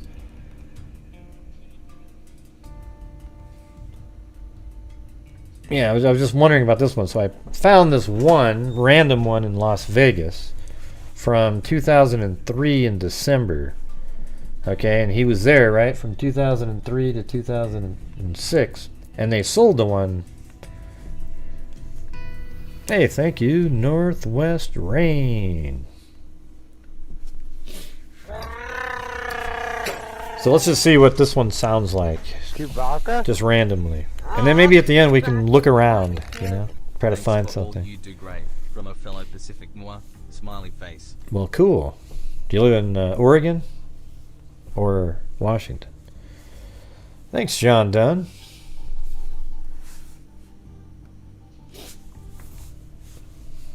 And I appreciate all the new members too. If you guys could make sure to hit that like button, though, you guys. I mean, people seem to forget that a lot. when they go into different, even on other channels too. So here we go. Hit the like button, hit the like button, 10, 20, 25, 30, hit that like button, 10, 20, 30, do I hear 30, do I hear 40, 45, 50, 55, 60, 70, 1, 10, 10, 20, 20,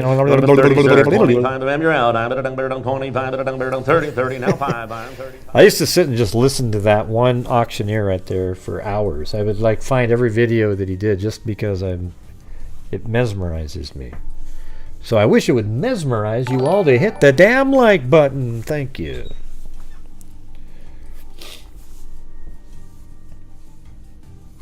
Yep, no place to call a home. Teen's unsolved death may be linked to prostitution. So this is in Las Vegas in 2003. And let's see. Maybe it's been even solved. I don't know, but let's just see. The last time Pamela Brewer saw her 19-year-old daughter, Jody Marie, the teen's newly dyed blonde hair glowed like a halo around her head. Standing at the top of the stairs in their Southwest Las Vegas condominium, she told her mother she was going out for the evening. She was so radiant, so beautiful that night, Brewer said. She said, "I love you, Mom." I told her I'd see her tomorrow. But Jody Brewer didn't come home. After filing a missing person report with Metro and enduring several agonizing weeks of waiting and wondering, she learned on August 29th that the body of a woman had been discovered in San Bernardino County, California. The description of the tattoos on the body matched her daughter. It was Jody.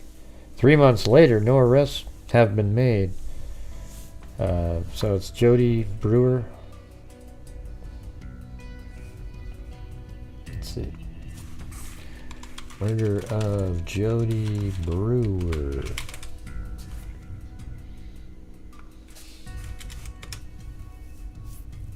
That's I.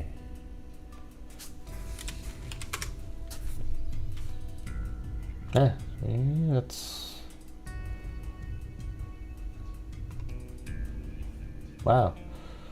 So that's her. It looks like it's still unsolved, which that makes that more interesting, right? Anyone with information, and that's her right there. Kind of, you add her to the other victims, and I'm just throwing it out there. Like, she kind of has a look. I don't know how. Let's see if she's not short though. We could. I wish we had that information. How tall she is, but she's 19, white female. After filing a missing persons report with Metro and enduring several agonizing weeks. Okay. The description of the tattoo on the body matched her daughter's. It was Jody. 3 months later, no arrests have been made. I can't have closure, Pamela Brewer said through tears. I lost my best friend. Jody Brewer had been working as a prostitute off and on for 2 years, beginning when she was 17. Lieutenant Tom Monahan, heard of Metro Homicide Unit, said that it's absolutely a logical possibility that the killing was connected to prostitution. I don't think anyone would disagree that prostitution is a high-risk lifestyle. Street prostitutes live in the criminal underworld. They're often out on the streets and in the alleys and motel rooms in the worst parts of town late at night and very early in the morning when not many witnesses are around. Not only are prostitutes in physical danger at the hands of pimps and customers at a risk for HIV and other sexual transmitted diseases, they're often robbed by drug addicts who see them being dropped off by customers. Crackheads wait for them because they know the prostitutes have money, said Sergeant Gil Shannon, who is part of, well, isn't that a weird name? Gil Shannon? Jesus. As in Gilgo Beach, Shannon Gilbert. I mean, what are the odds, man? What are the odds? Do do do do do do do do do do do. Wow. I'm not going to be able to get over that one.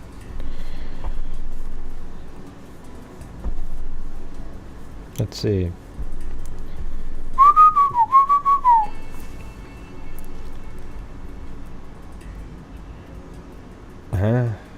Buck a bunny if you're...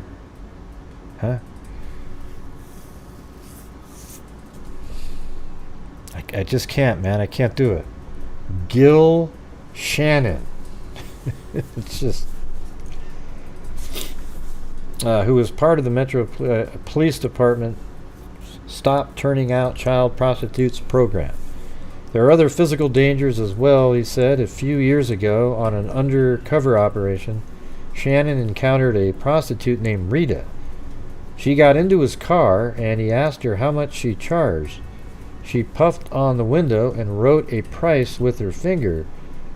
She was deaf. Rita eventually ended up getting struck and killed by a car because she didn't hear it coming.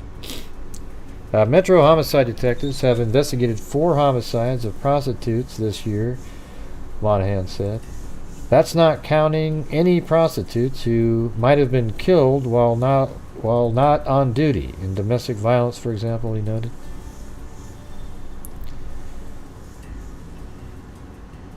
I don't know why he went. He has condos in Las Vegas. She had been arrested 3 times during her brief stay in Las Vegas, but she was using a fake... Sarah Gruber was a runaway and moved to Las Vegas with her pimp. Just 2 months later, she was strangled to death as she tried to leave a customer's hotel room. Her body was discovered by a hotel maid. She had been arrested 3 times during her brief stay in Las Vegas, but she was using a fake Arizona driver's license that showed her age as 21. Since police didn't know she was underage, the STOP program didn't intervene. Like Sarah Gruber, Jody Brewer also missed a chance to receive help. She was arrested last year for loitering for the purpose of prostitution, police said. But Jody was 18 at the time, a legal adult, and as such, too old to draw the attention of officers who work with STOP program. Jody Brewer disappeared on August 14th.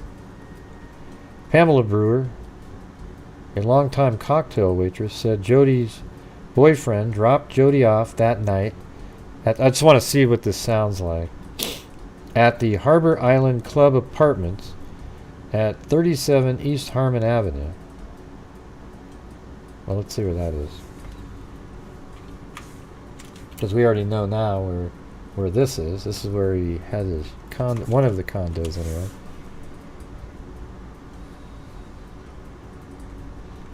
Well, that's not really that far away, is it? I mean, Las Vegas is pretty big, but that's just...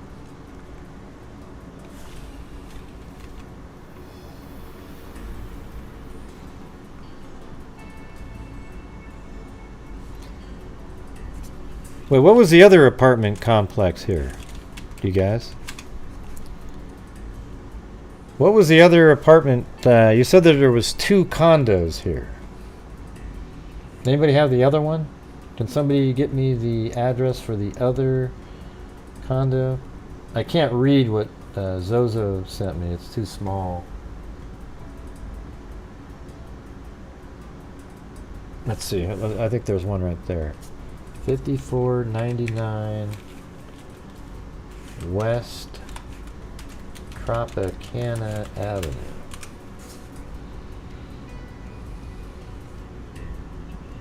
Okay, so they had another one right here too. A timeshare.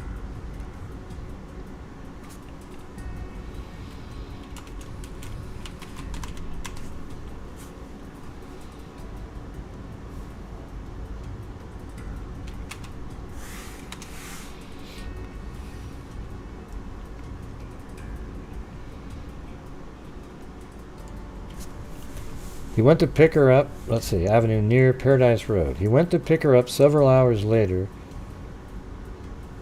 but she wasn't there. Witness said Jody got into a white car with California plates, so it's probably not him. 2 weeks later, parts of a woman's body were found in the desert, 150 yards from Interstate 15 near the Mojave National Preserve, about 70 miles southwest of Las Vegas. A hummingbird tattoo was just over the left breast, and an M with a star was on the lower back.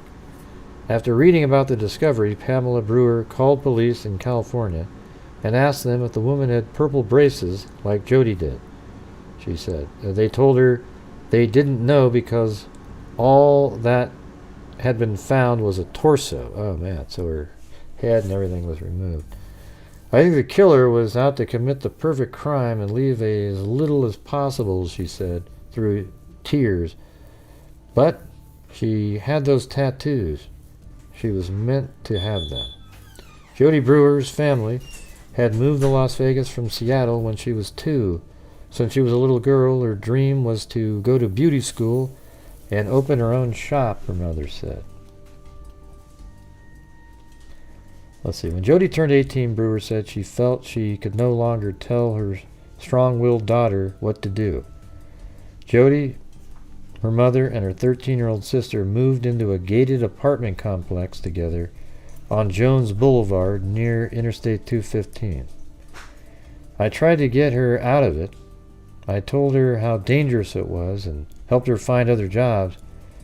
But you get used to making a lot of money over the course of a few hours. Brewer is still waiting for Jody's remains to be released by authorities in California who are conducting DNA tests. She's hoping detectives in California and Las Vegas who are working together on Jody's murder will shake loose some solid clues that will help solve the case. Well, it's still unsolved now, so. Now it was a car with white plates from California, but it was a white vehicle. I don't know what he drove back then, but why would he have California plates? So there was that one. But that's her right there. Jody Brewer, white, female, 19. On August 27th, Brewer was found deceased off of I-15 freeway in Baker. Brewer lived in Las Vegas. Anyone with information, please contact Sheriff Homicide Detail at 909-387-3589. Or we tip 1-800-78-CRIME.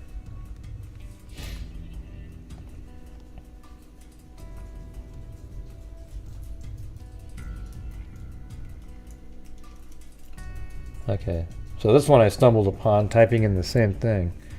So this is Gary Ridgway here. I mean, I don't know, I just want to read this one article here, but look at that right there. Is that just crazy? He's probably one of the most prolific serial killers there ever was, and he just blended right in. Nobody had a clue. But he popped up because it showed up in a Suffolk County newspaper, but it was a Seattle article, so it just popped up, but I looked at it anyways, and I thought, well, let's just take a look at this one anyway.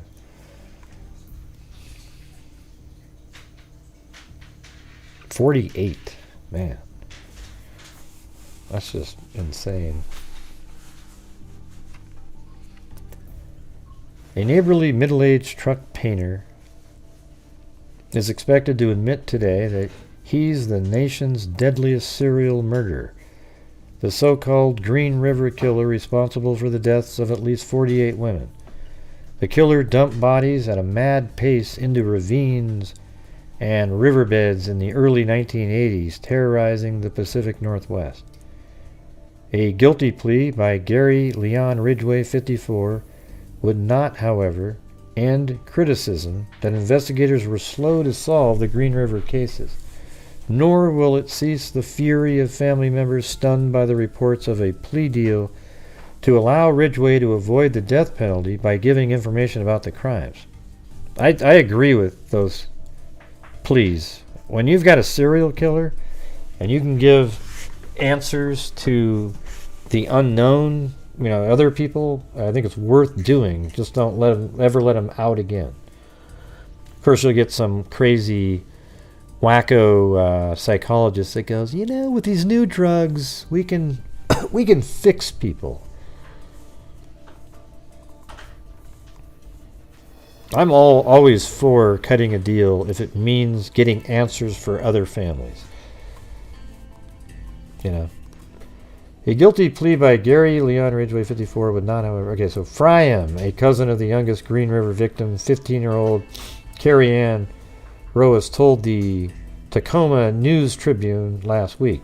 He killed these people a long time ago. He should die. He should, but it's also sometimes you gotta deal with the devil just to get answers, right? The investigation end would come more than 21 years after police found the first body of 16-year-old Wendy Lee Cofield floating in the Green River southeast of Seattle. The Green River Killer began his rampage in 1982, and by the end of 1984, the toll of missing women had grown to more than 40. Many were teenagers, and most were prostitutes working a commercial strip near the Seattle-Tacoma airport. The women often were strangled. At least 5 early victims were left in the Green River, while other bodies were later found near highways in the same general region where Ridgway had lived since childhood. Yeah, so maybe there's a lot of bodies around Heuermann's area. Not right next to his house, but like just kind of around, Like if you were just gonna go to his location over here. So have him over here. I mean, how do we know he didn't bring some into this area? Up, maybe there's some. It's so dense there, but just some place other than right here. He's right there, so he's going to want to kind of get out of the denseness of houses and stuff. So maybe he drove over to one of these areas. Maybe there's bodies over here thrown off, but his area was so perfect because it's reeds, kind of a marshy area right on the side of the road, and nobody's going to be looking there. So it was kind of a unique spot. So I wonder where else he would have found a place.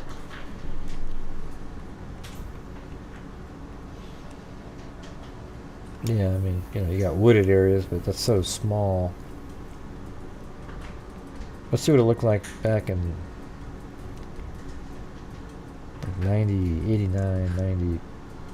So it hasn't changed much.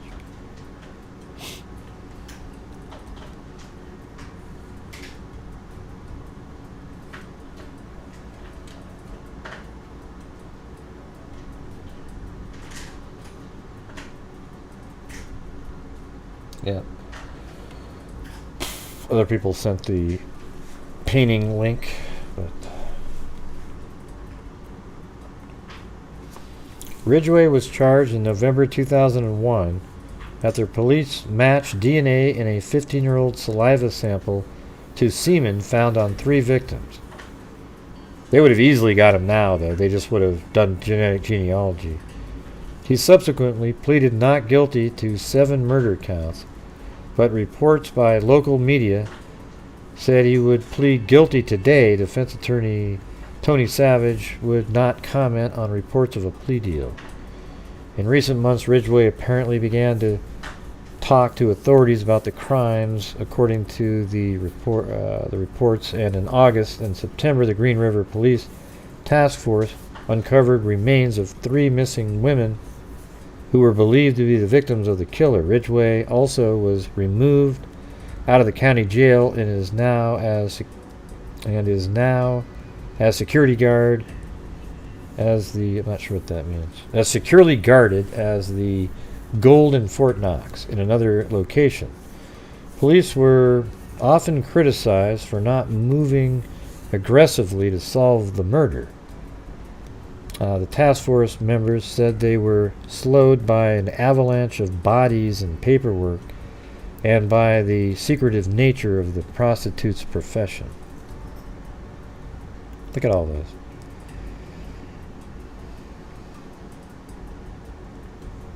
Yeah, that's nuts.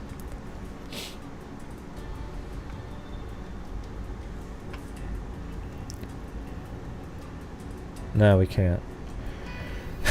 Can we look at maybe some other? I mean, just send me a link if you want me to cover like a serial killer or something like that. But I'm trying to figure out if we can find some random possible connection here. So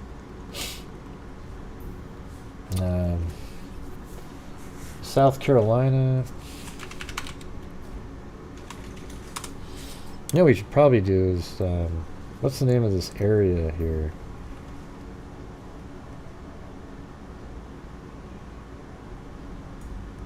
Like Oceanside or...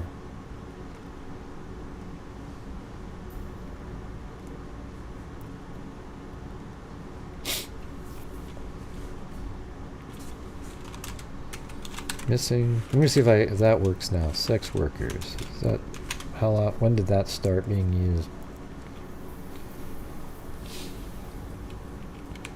1993 to 2007.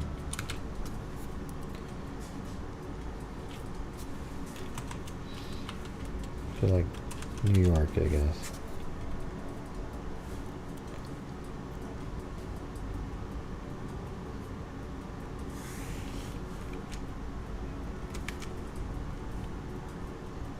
Okay.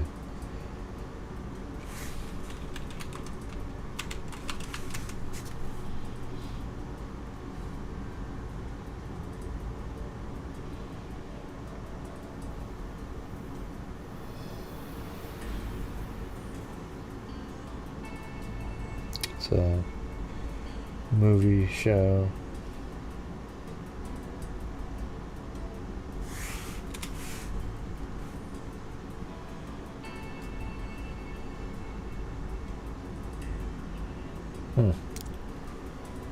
Weird. Let me just get rid of that.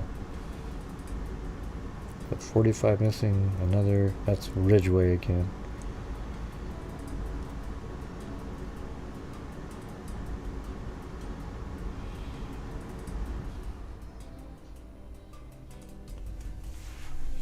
What's this one?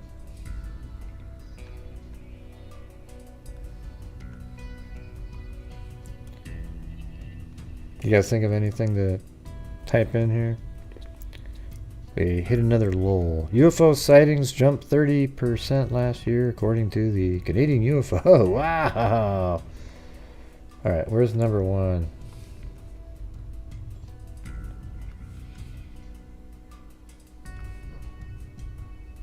Barry Niedermeyer.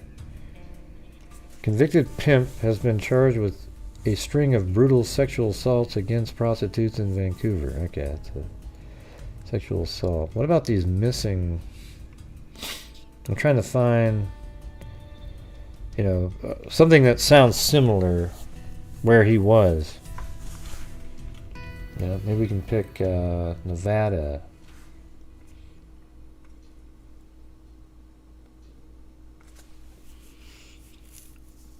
I looked up South Carolina earlier too.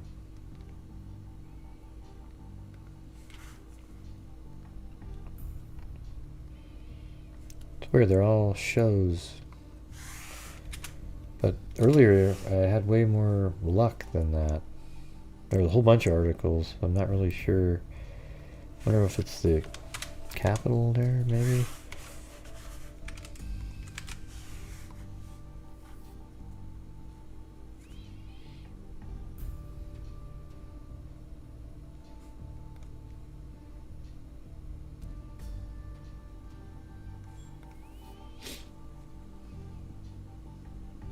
When was he in South Carolina, though? Anybody know? Yeah, the New Jersey connection they brought up.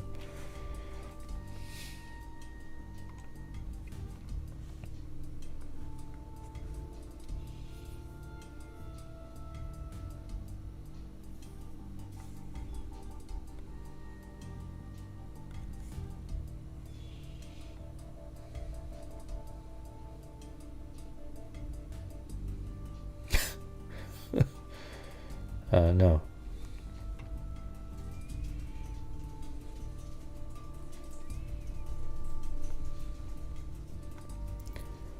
So, hey, Danny, whatever your name is, since you look like you're a channel member, you probably accidentally got gifted a membership.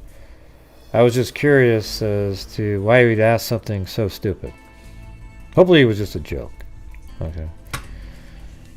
Let's see. His brother's neighbor says he was there 3 weeks ago. Oh, yeah? His brother's neighbor's best friend's dog walker's cousin? Yeah. Well, you guys, right now we're about 50% of a normal night, so if we could just sort of, get going a little bit, we could get back to a normal night. It's hard to, I got so much I could go through here, but I'd rather just hold off to a different night. It's been another long day, another long one. Plato, not at the moment. She got mad at me. Huh? What's that got to do? What are we talking about here? Yeah, I'm just going to block that Danny, whatever the hell that was. You got about 10 seconds, Danny. Was that a joke or not? If it's a joke, it's okay. If you're serious, I'm going to block you from the channel. Okay?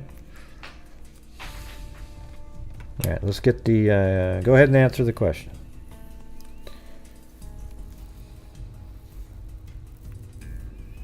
They actually asked everybody. I wasn't here last year. Here's a question. Anyone think Brian Laundrie is still alive, hidden? Just wondering. Absolutely not. Okay, you were a gifted one. Okay, see you later. Have a good one.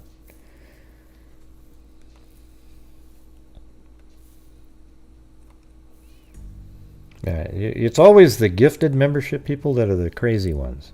Because the ones that aren't, that do their own, not all gifted ones, but the only crazy ones are the gifted ones. But not all gifted are crazy. But people who actually buy a membership are ones that give a shit about like real true crime and are accurate thinkers and things like that. Yeah. Well, whatever she said, I don't care if it wasn't or was. I don't care. It's ludicrous. Okay, get the hell. If you are somebody who thinks that there's a possibility he's still alive out there, go somewhere else, man. There are so many other channels out there that love that kind of garbage, Yeah.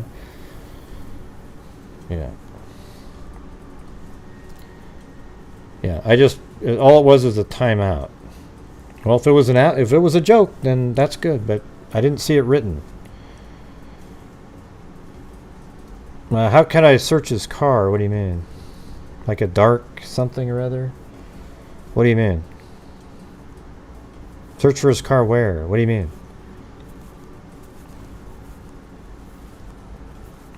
Sit there on Street View and like look around? I don't know where he went in New Jersey. I don't know when he went there. Oh. Okay, well if it was a joke, and it can be proven that it was a joke. Let me see if it's up there. Oh, I see. Okay, I see. All right.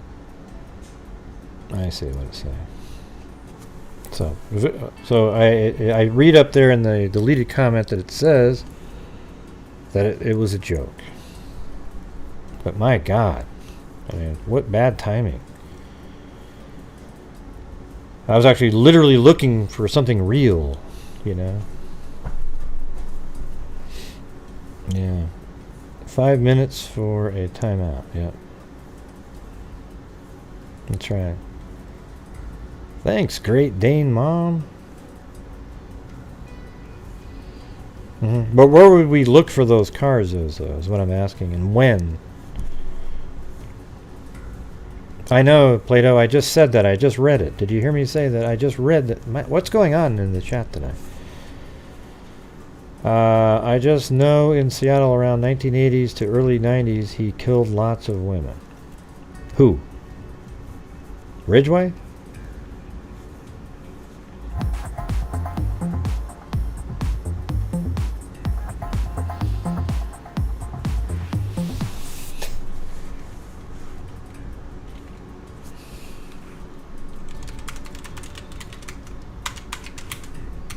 Not sure what's going on with this.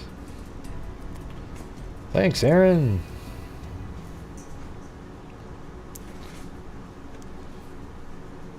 It's about as crazy as somebody comparing Chris Watts to the trial that we're currently covering. That guy's nothing like that. Yeah.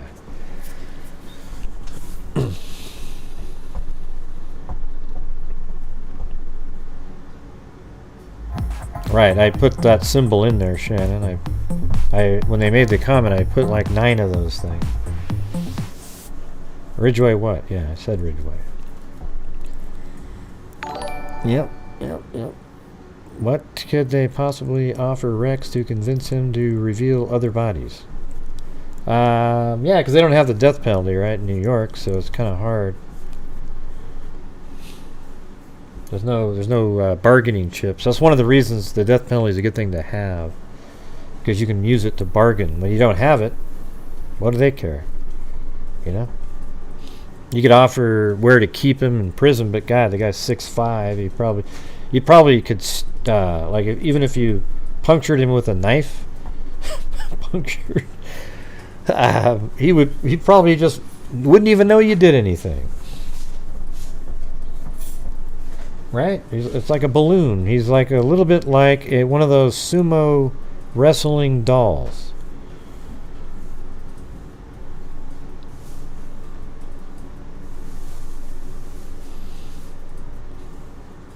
Oh, you're not crazy. Yeah.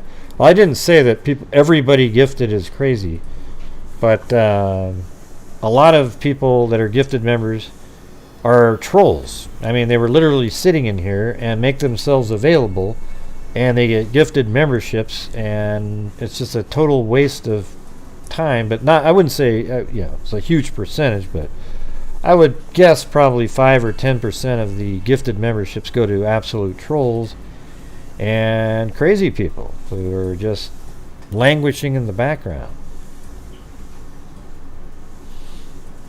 Yeah, you kind of wish their waterboarding was still a real thing. There's Danny. Sorry I misread your thing. You were joking. Yeah, but I'll tell you what, man. Joking about that Brian Laundrie stuff. Especially when there's no laugh emoji or anything like that. It's hard to tell. Gotta have the laugh emojis when you're talking about Brian Laundrie. I don't know about you guys, but when I was looking down at the flower bed, I saw something move. I think Brian Laundrie's arm came out of the flower bed. All right? And his mom handed him a Snickers bar. It was absolutely incredible. And the real sleuthy Brian Enton said, "We haven't been able to verify if his arm didn't come out of the... if his arm came out of the flower bed." Okay, Brian, I know... hopefully now you're a little different, but back then, to make a comment as ridiculous as that... but it made sense for that time, because everybody was putting out a lot of crazy stuff. And he was the one that was pumping the Bullhorn Bettys of the world... and Molly Golightly, these absolute wackos screaming through a bullhorn at the parents' house of Brian Laundrie over and over and over again. You know what I'm saying? Yeah. Ding ding ding ding ding ding.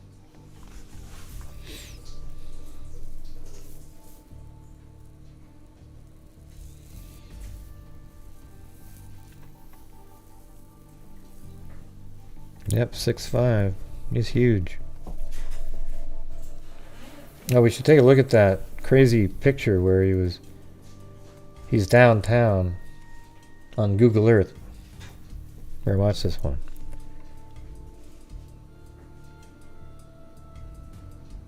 No, I know. I read what you wrote up there. The first part, I couldn't tell what you were saying. 30 seconds behind. Don't worry about it, Danny. All right, let's see. Yeah, look at it. That's him right here. Look.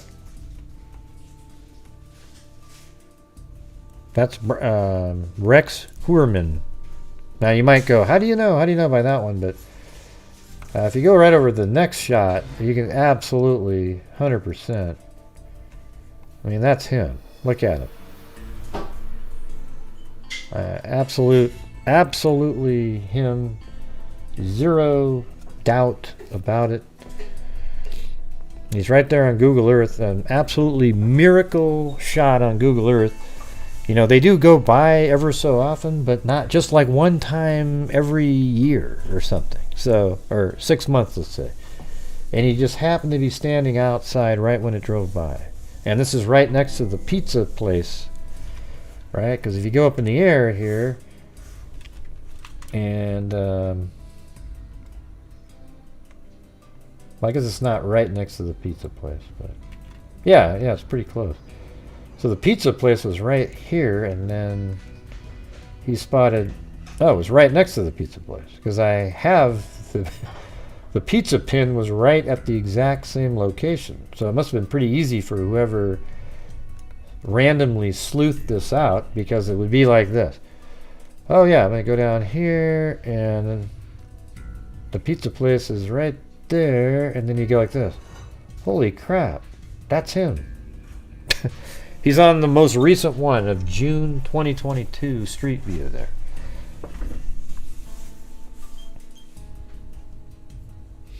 Hey, Lillian. Oh, sorry you haven't been feeling well there. Mm-hmm.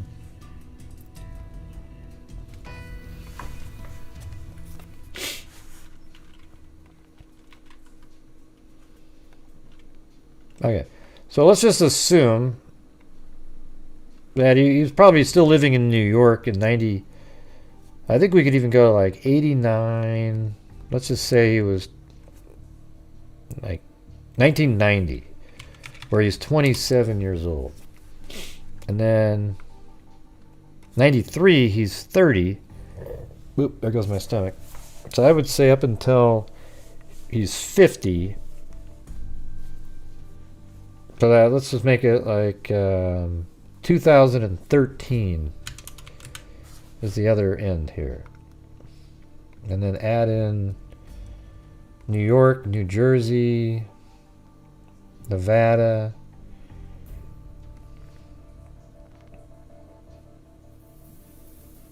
South Carolina. And I guarantee it, all this guy deals with is prostitutes. This is the story. Isn't that weird? Like, you type that in. See, here's why it could be he's in the paper. Because all I did was type in missing prostitute, and then right here is him. This is his story right here. The Long Island serial killer, right? So why couldn't there be some other place where 1 or 2 bodies were found or something? Isn't that weird? It's right there.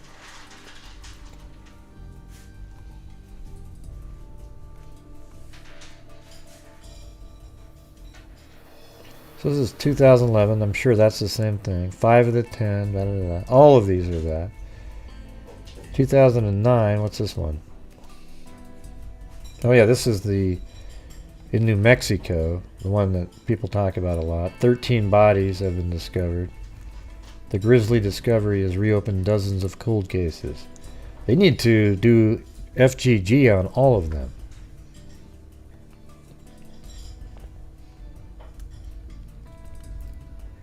New York remains our missing prostitutes. And here we go again. There's Shannon Gilbert.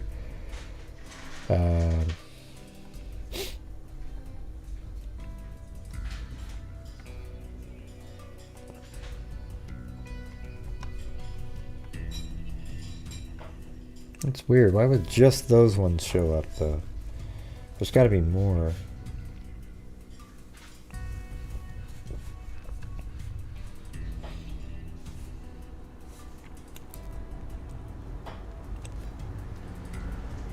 Hello.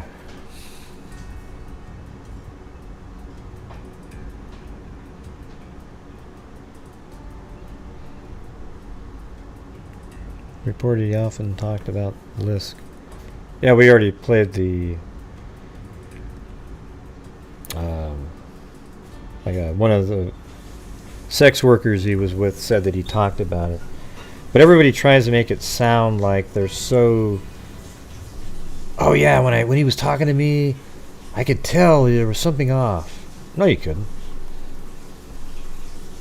Yeah, not a chance in hell.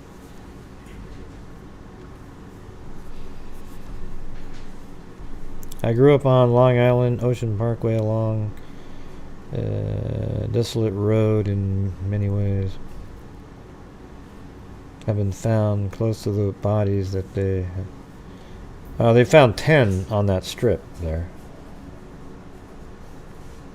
I think way more than just the.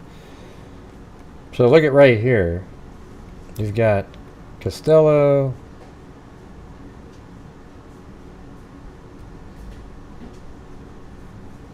Bartholomew, Barnes, Waterman, and then right here is an Asian male that was wearing women's clothing. And then right here is Jessica Taylor, but she was from a long time ago.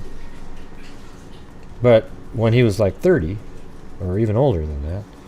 Then right here is Valerie Mack, and then there was a toddler right here. And they're all just on the same side of the road. And there's more victims out here too. There's the toddler is a weird part of the story. I'm late. Have been driving for 8 hours. Did you locate and discuss his 22 acres in South Carolina? I don't know where his acres are. I'm late. Have been driving. Does anybody have the address to his acres? Because Ben Verified doesn't have any of that in there. So I'll back up and watch from the beginning. I don't know where his acres are. If you have that information, let me know.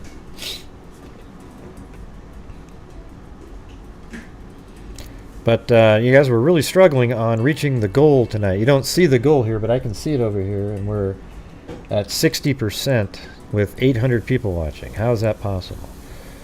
So it's at 1032 Rippling Brook. All right.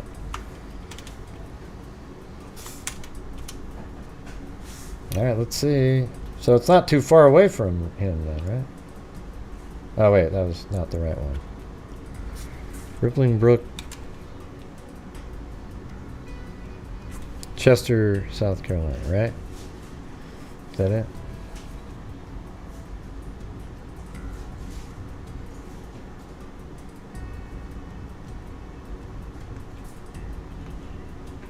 Oh, that looks like a pretty good spot for him. So he has all of these acres right here.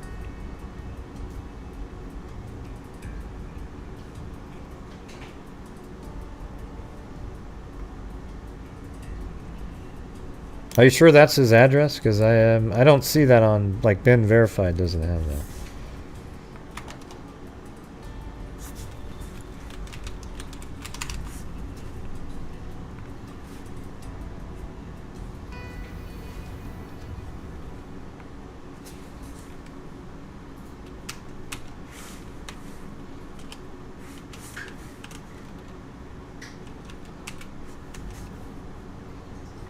You're saying Chesterfield? That's over here. There isn't a Chester County. And maybe there is. Hold on. There it is. Okay, good. There we go. They have a Chesterfield and a Chester County. So yeah, that one's right in there. Right there.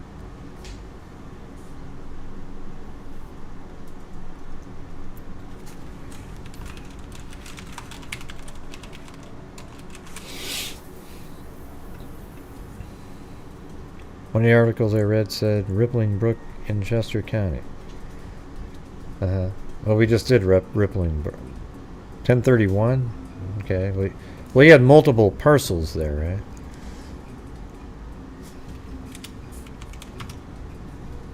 Yeah, so you probably own a bunch of this stuff in here. Yeah, if I was him, I would get in there with some cadaver dogs.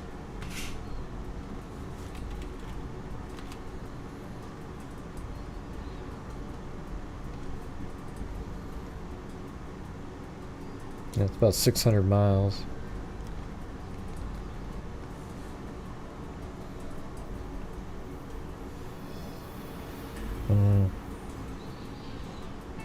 The news showed his brother's property and stuff. Yeah.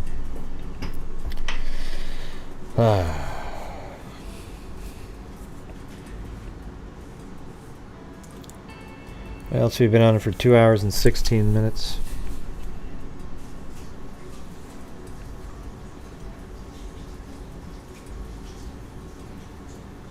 Maybe missings from, yeah.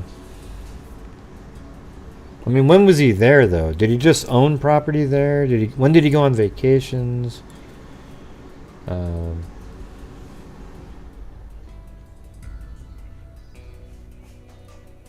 No, his brother had it. Yeah.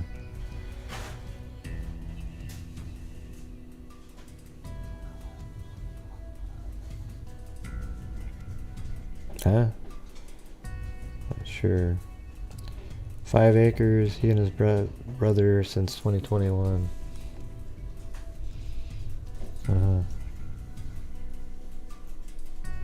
Okay, so 5 acres there. Thank you, Lisa Valenzuela.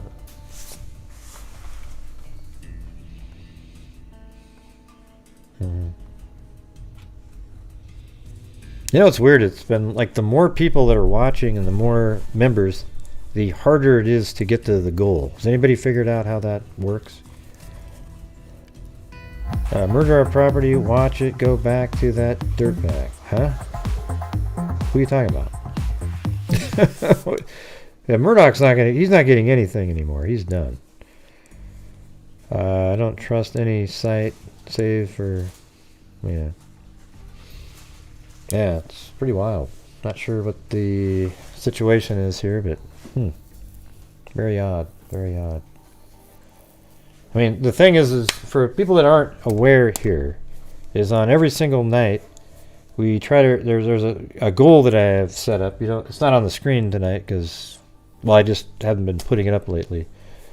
But if you don't get there, then I can't do the same amount at the end of each month because I actually make an income too on the channel. So at the end of the month, I donate over 50% of the revenue minus the taxes for, just taxes. Like 28% I take out and I send that into the government at the end of every quarter, right? So what's strange is after we got all these new people watching, it sort of went, and so why that is a mystery. It seems like it would go up, and we could even do more. So hey, thanks, Linda Howell, is in Linda Molden Howe of the Cattle Mutilations and Crop Circles. Right, that's exactly right. That's what I'm saying, but it's just the way it is, just the way it is. YouTube takes their percentage, and there's PayPal's out there, everything, so.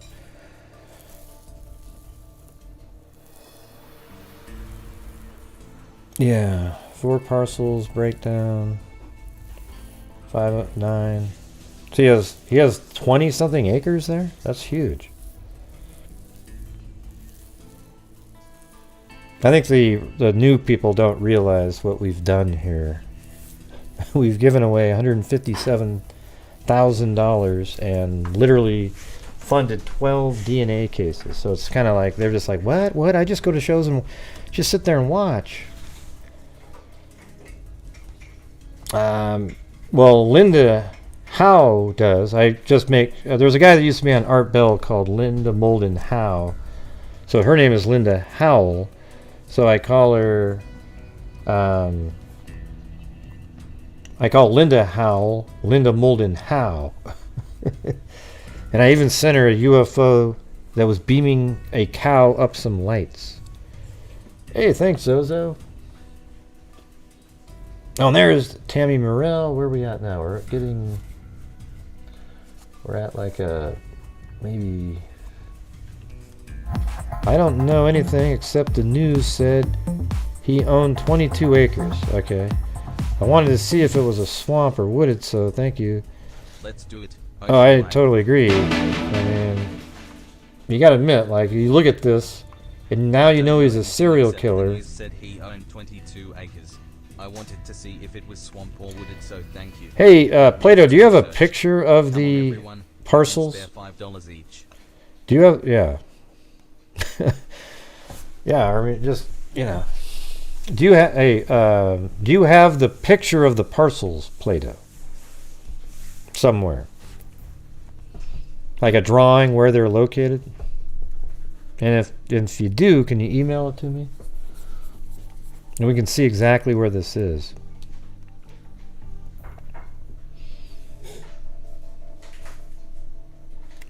Grape City. Who's that?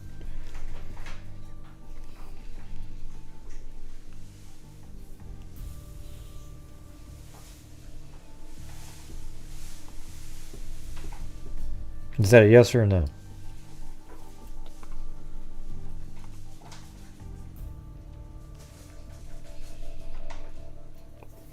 Accounting for his name. Just send me the link with it so I don't have to spend the time trying to... See, people, here's what people think. They look something up and then they go, yeah, just look over here, great. Where they don't realize there's some time where you have to go to the site and figure things out. If you just send it, I can open it up and I can figure out later how to do it.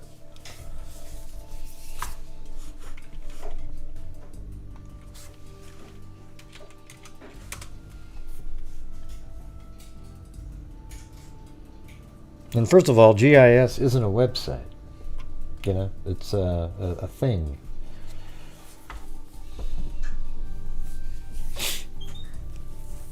Let's see. With burner phones. Yeah, well, just send me a picture of the parcels, Plato. Yeah, that's all I want. Once you get to the parcels, send a picture of it. And I can do an overlay here and we'll have the exact stuff on the screen.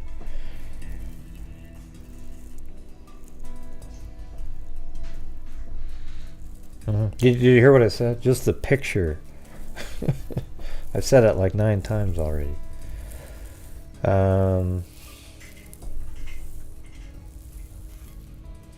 Yeah, I got 5,000 new subs lately. I mean, I think we do really good work here. It's just I gotta keep on trucking. Yes, 112. What are we at right this second? We're at,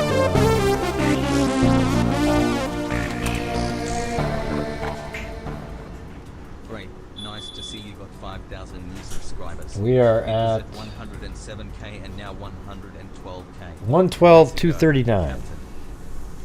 Well, thanks, Carlee. 3. There you go. Yeah, it was a pretty good jump during the Carlee Russell case. It seems like I think we do true crime the right way by literally trying to figure out what's going on factually instead of just coming up with every... I know it's more entertaining and interesting to come up with every single conspiracy theory and idea that everybody talks about. Poor Gray. Thanks. Pink skies.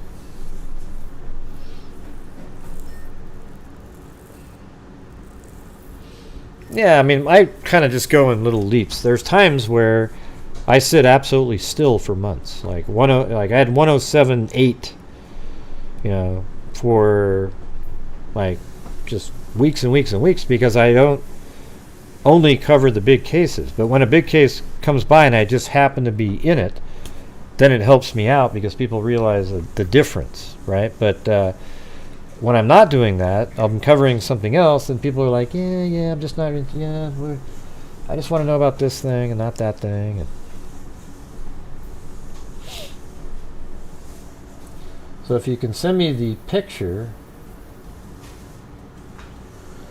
Hey, thank you, Andrea. Appreciate it. And is that just down? Crystal? And Crystal, thank you again. Okay, is this the picture? Alright, so that might be the... Wait, that's... Huh? All right, I gotta do a screen grab here. So my screen's gonna freeze up for a second. All right, I got it. Now I'm gonna save this somewhere where it doesn't disappear. To the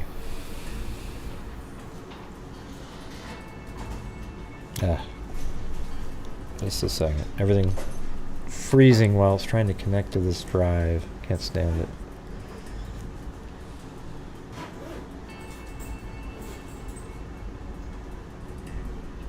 All right. F OBS Studio. We'll call it parcels. Okay.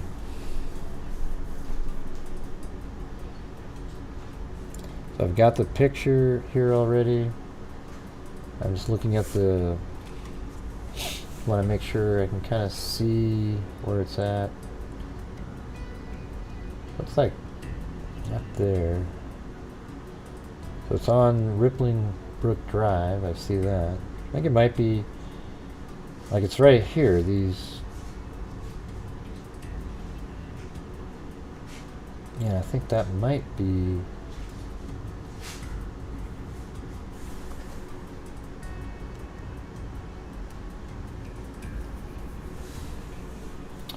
It just is there another picture of that? Like you did, the one you gave me is like in the middle of a flood or something.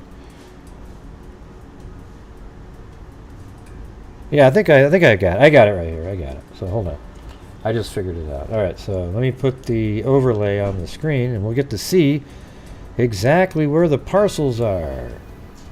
Thank you, American lady.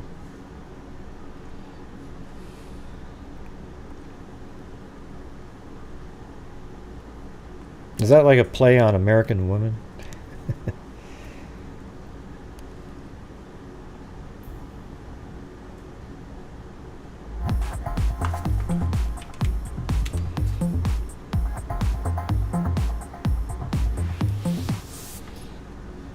I know exactly. I can see exactly where this is.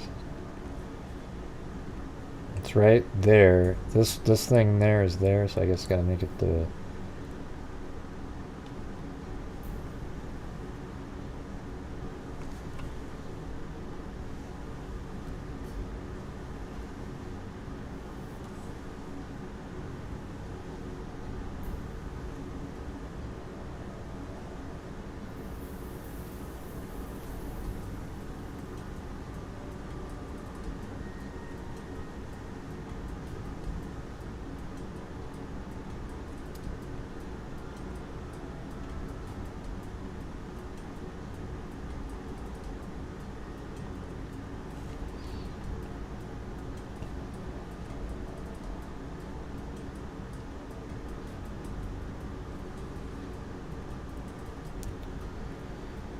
Okay, it's going to take a minute now. Here we go.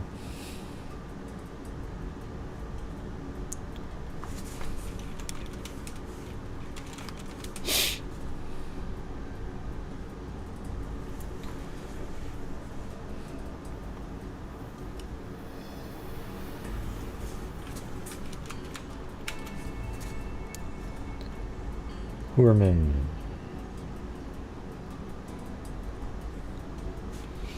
Alright, let's see how close it is right now. Hold on a second. Pretty good. See it? See how everything lines up in there, you guys? Ding, ding, ding, ding, ding, ding, ding, ding, ding, ding, ding. There it is. So that is his property. So that is a massive amount. So he owns all of these houses too? What is he doing with these things? And thanks, Plato, for that.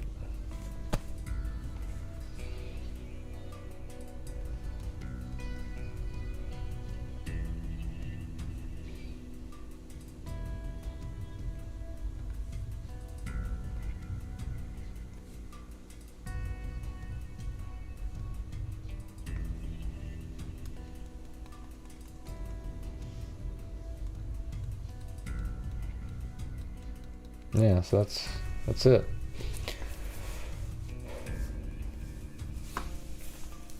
Yeah, ding ding ding ding ding ding. All right, stop. Collaborate and listen. There we go.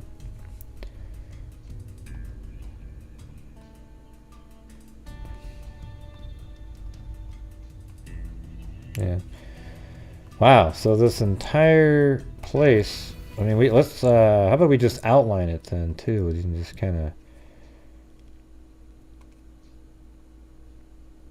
of. So what about this part over here? He doesn't own this right here. Did you miss that part on your... Can you zoom out a little bit, Plato, on what you gave me? Because you, like right there, it feels like you would have kept going on with that line right there. And what about over here? Can you zoom out on that, or what's going on with that? Because he owns this parcel, this one, this one, this one, all 5 of these, right? 3, yeah, 8, 12, 16, 17, 19, 21, 22. Well, I think one of these isn't part of it, actually, because it was only 21 acres, right? So which one in here? Does he own this one, this one, this one? And this one, or not this one?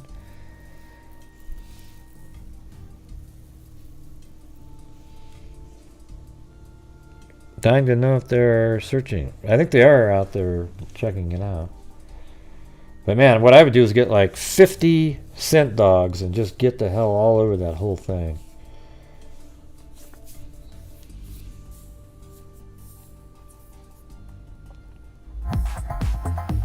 Which parcels are they though, Plato? Is it these 4 in a row or this one over here? Dying to know if they are there searching. Not an easy place to search.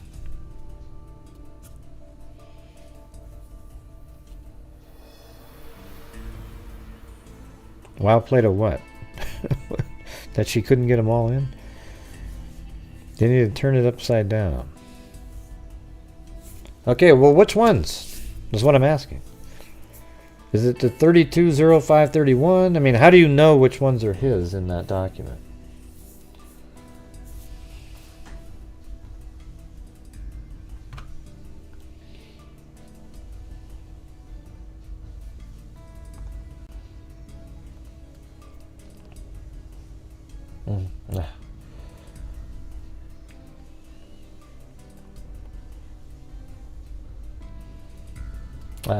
Let's see.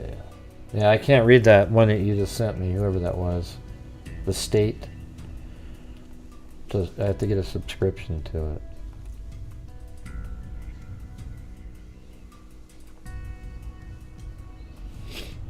Well, hell, is there a street view down here? Yep.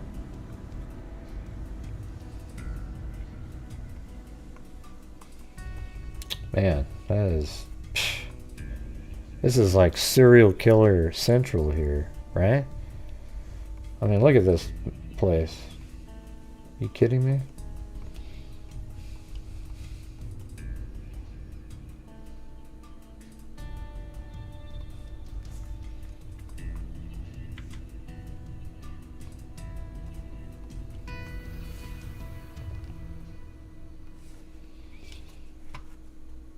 A second Chevy Avalanche tied to accused Gilgo Beach killer Rex Heuermann was impounded by cops in South Carolina and hauled away by New York State troopers. The car was strapped to the back of a New York State police flatbed truck and driven out of a secluded property owned by Heuermann and his brother, and is now part of the ongoing probe in the grisly Long Island murders. Well, yeah. Another model of the distinctive vehicle was pulled from the accused killer's home in Massapequa Park over the weekend and is part of a key tip that helped cops break new ground on the 13-year-old murder case. So is it the exact same type of vehicle? The vehicle was taken to a lot at the local sheriff's office, who confirmed to the Post that the vehicle had been impounded under a court order. During the investigation and prior to the arrest, the Chester County Sheriff's Office was requested by the Gilgo Beach Task Force to assist in gathering evidence in Chester County.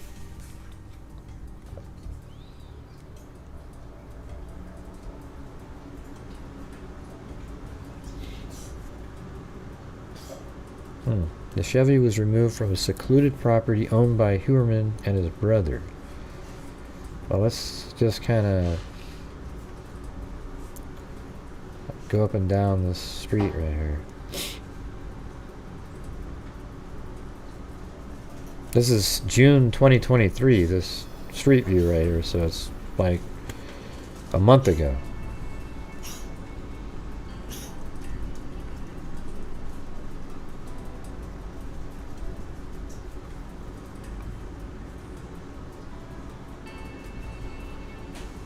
What was the name of that one case, you guys, where the Google Earth guy drove down one of the craziest... Like, here's what we all want, everybody. We want the entire fleet of Google Earth people to be stoned out of their minds, okay? We want them to be just wasted or something, because we want them to just go ooh and drive down the craziest little side roads that you could ever imagine, even alleys and all those things. That's exactly what I want them to do. Chewbacca?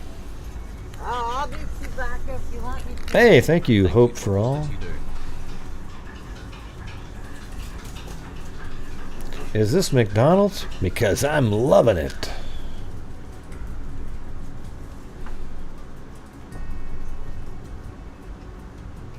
Jesus, is this isn't his property, is it? Hold on. Yeah, this is his, so what's going on there? So he owns this thing, right? Wouldn't that be crazy if we were just catching something nefarious, like what's under that tarp, everybody? Want. Yeah, so the thing is yeah, we got this one case where the car drove way around in this back road of this other case that a girl died in. And man, that Google Earth guy had no business down that road. Are you sure that's not his property? It says right here that this was his property right here. How do you know what his property is? It's inside the parcel here. So, okay, does this green thing here mean it's not his Play-Doh?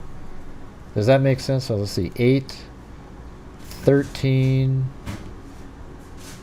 18, 21, 22, and some change. Okay, so the blue is not his then, right? Is that correct?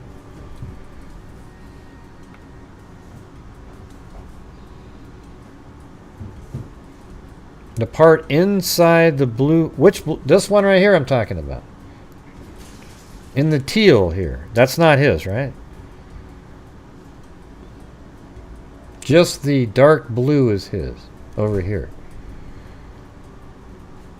I know, one of them's teal. Okay, well, I was just told it wasn't his property.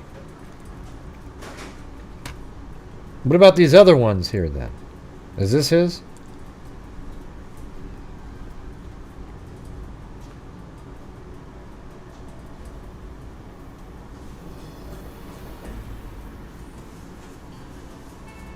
Would he just do? I don't understand what you're saying, man. You're incorrect already. So, you know, just kind of try to learn, listen, you know, follow along, that kind of thing. Yeah. So this one right here is on the side that's inside the map that I was just given. So the teal is that. So that is inside the teal right here. This right here is his. Now, if there's somebody out there that can get a better picture of the parcels and send it to me that include all of the parcels, and then maybe if you can draw a line around the parcel that isn't his, let me know. So see, that was right here. I mean, maybe it's right on the edge of it, but are you saying just the teal is his? Because apparently he has 5 parcels. Why is this one different color than the rest of them? Maybe the other one's right on the edge of the other property. right? So maybe this is like right on here, so it's in this one, but this is a property that was listed earlier by you guys. You guys got to make this easy, you know? I don't have the software in front of me looking at the parcels. Well, how could just the teal one be his? Okay, where is the other pieces of property then? Alright, so then that means Woody would, if the property, if it was right there, it wouldn't be in there, right? No, it's not the other side of the road, Woody would. It's right here, see? Yeah. And, by the way, I just go through the maps the way I feel like it, but I want to have an idea of what we're looking at here. Alright, so only the teal property here is his, is what you're telling me now.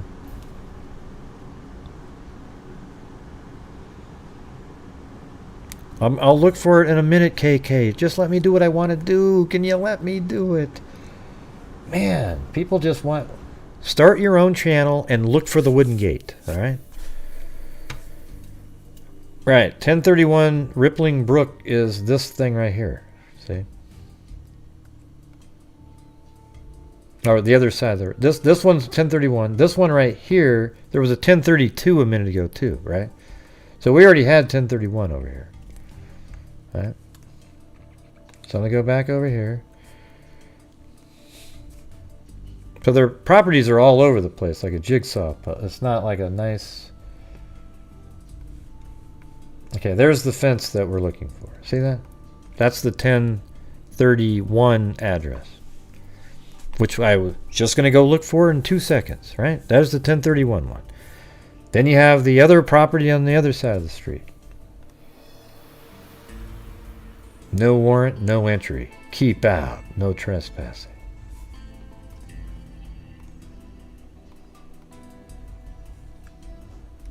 Oh,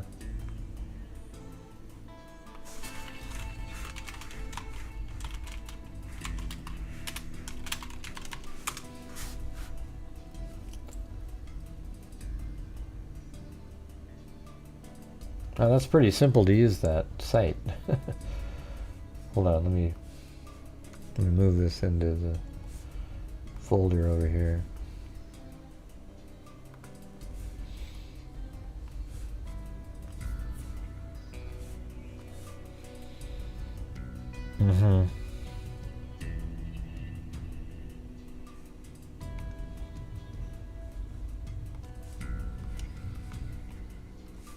Okay, I'm just gonna look at the...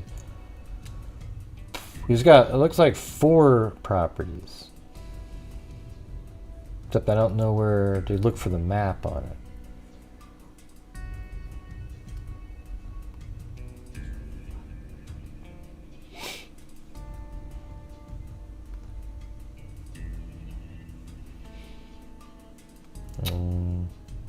Yeah. They don't give you a picture of it. I'm just really looking for a picture. Not the... Just you know, somebody talking about it.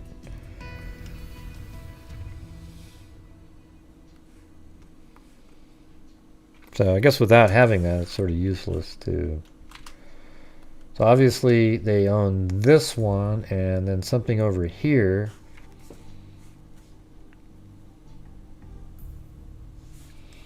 These aren't very expensive properties. They're like 30,000, 37.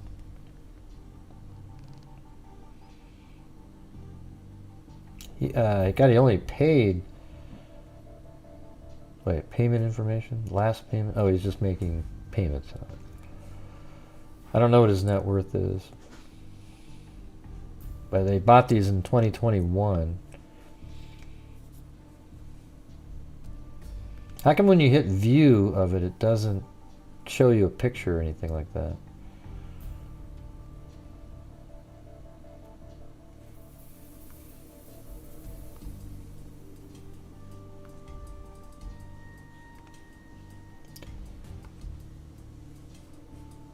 Because it looks like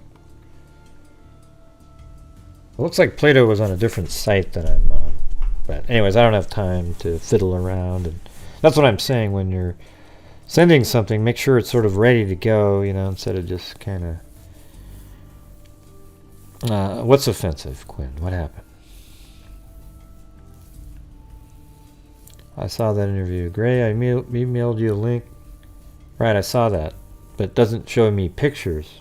So, thanks, Sharp Tack.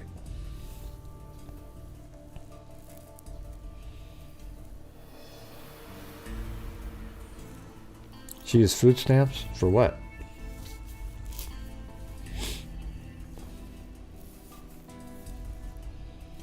Well, thanks, Jamie. Yeah, I try to do things that are a little different. But we'd like to have the... Obviously, they have parcels over here, too. So they have this one, and they have ones over there, just like Woody Wood was saying earlier.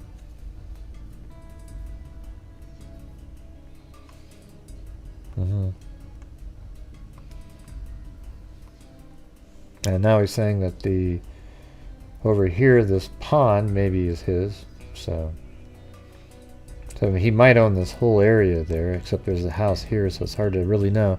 That's why I need the picture of all the parcels that are owned there, and then which ones he owns, and we can just lay it over the top, and then we can draw lines on the ones that are his. Does anybody have a wider shot here? Okay. I don't even know what that means, so I'm going to put you on timeout. Let's see, where we go? Where we got here? We got the boneyard. Whenever you do the zipped mouth thing, it's just... That's timeout worthy. Do they have warrants to search all his parcels? Probably. I'm sure they have a warrant on anything related to him at this point.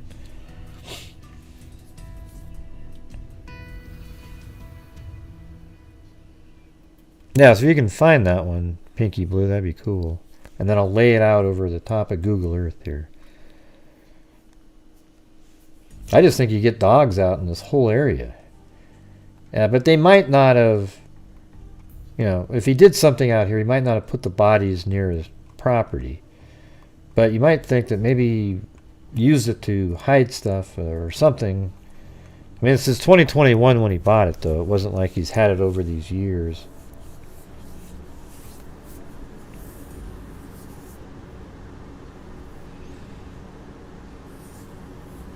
I don't even know where you read about something like his wife used food stamps. There's just way too many articles all over the place on this story all of a sudden. It's like it's not condensed down. It's just... You can't stop eating popcorn, french fries, and my personal vice cheesecake.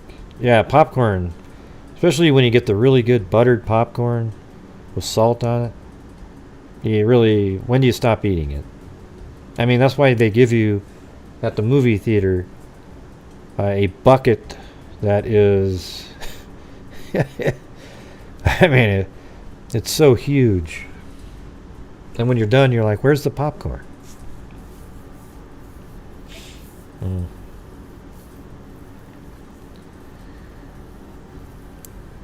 Yeah. Smart food like cheddar popcorn? Yeah, there's even this really good popcorn you can buy, movie popcorn from just the store, and it's just so perfect. Somebody typed that in. I'm sure they're on Rewind. Alright, I'm checking my email. Did anybody send me... Oh wait, is that... So Plato sent me more images. Oh, okay. Alright. I don't think I saw those when she sent those. So hold on. So she's sending me just the teal...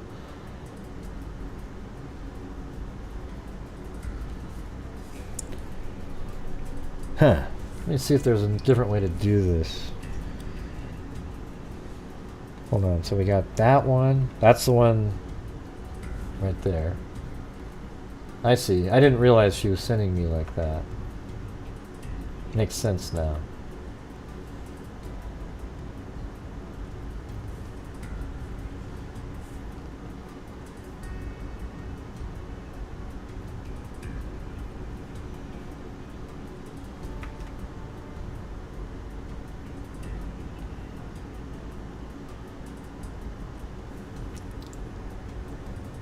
Okay, so are these all connected in somehow, some way, sort of near each other?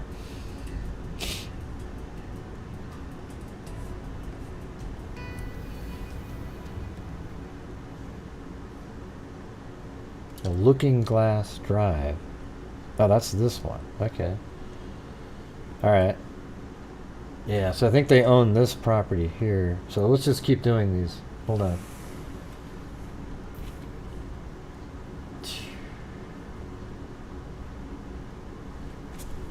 Parcel Looking Glass.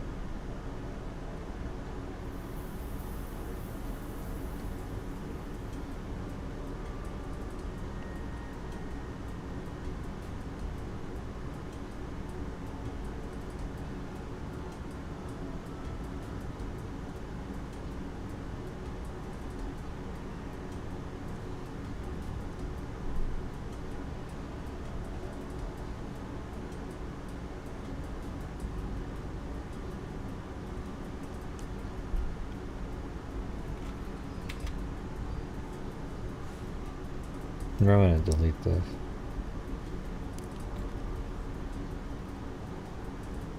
You guys don't mind the slowness here, do you?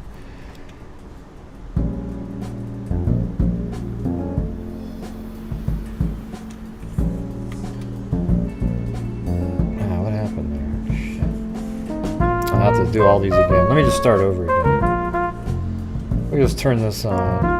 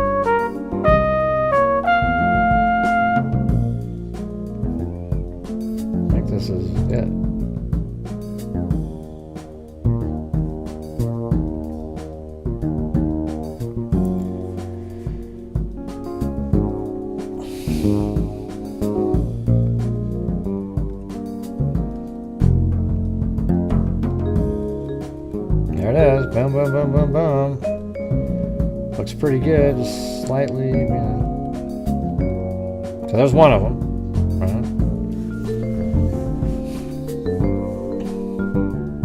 Can I get a boom?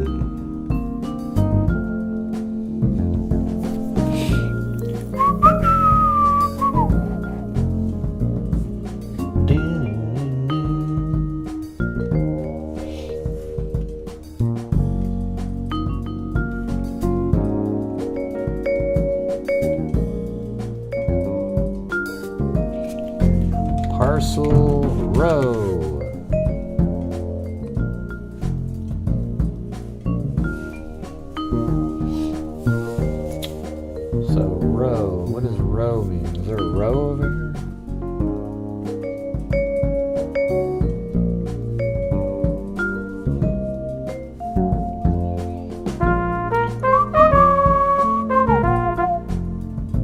it's right there, right here.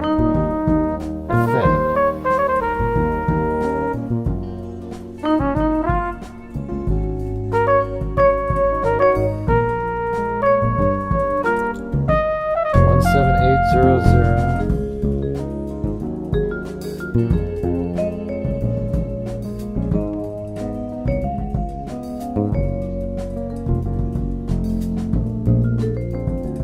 Is there something over here called row or something?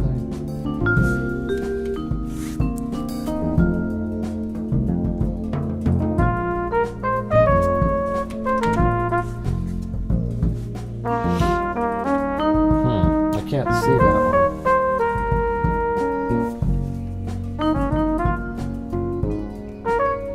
Seems like it might be right here, but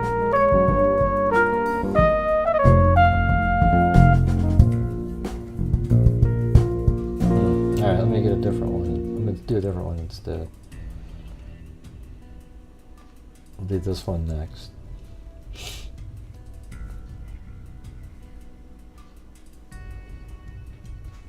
I'll call this one Parcel Pond.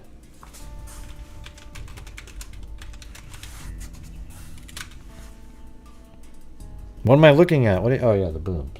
I don't even remember. You guys are spread out so much, I wasn't sure what happened.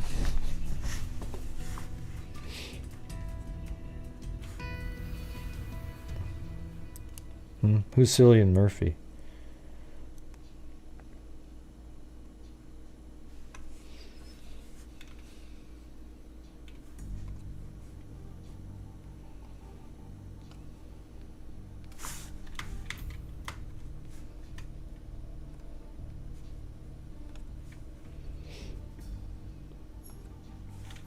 You don't know who that is, Gray? No, I don't.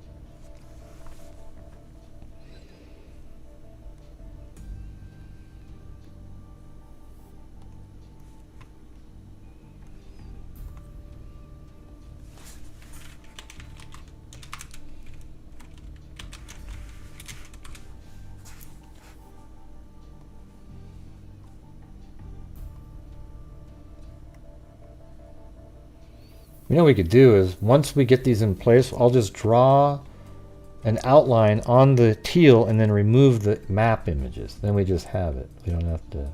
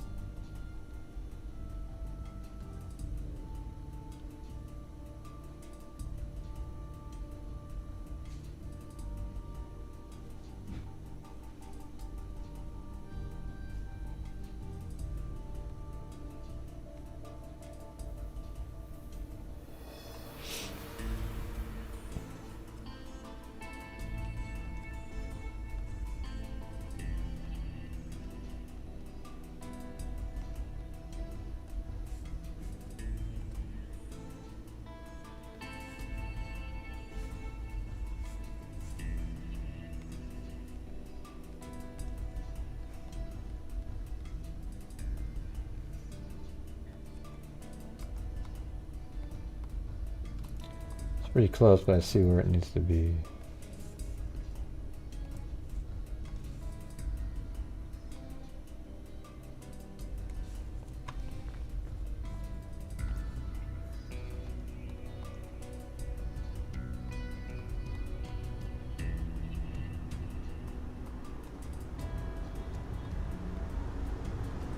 Okay, there's another one.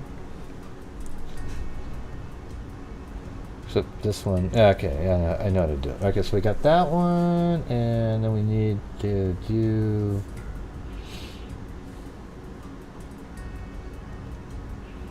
this one again.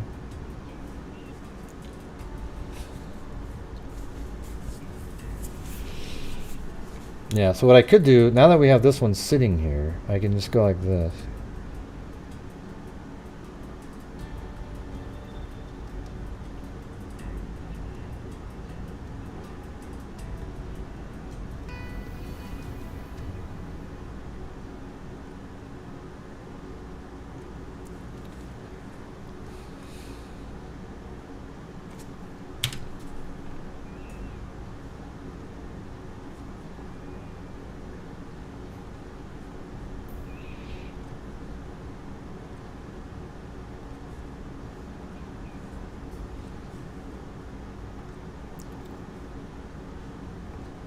And now I can hide that one.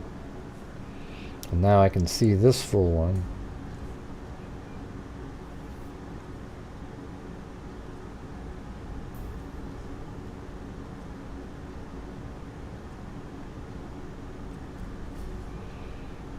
Here we go. Now I can hide that one. So now just a better way to do it. So now we can see the parcels without, like, you know, any sort of interference with.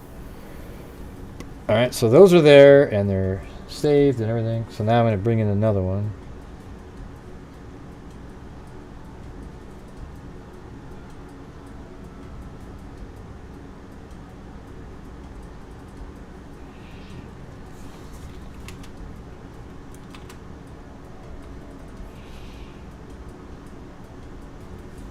I had to open up that same first one that we did.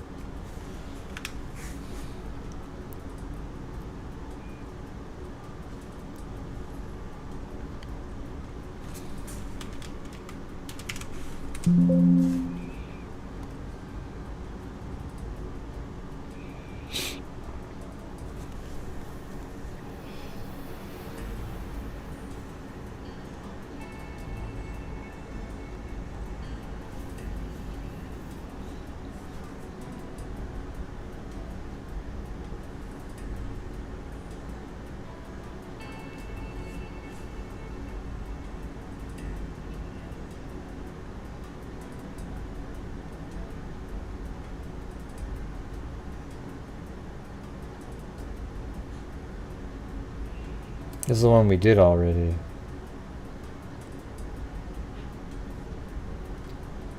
I'm just gotta.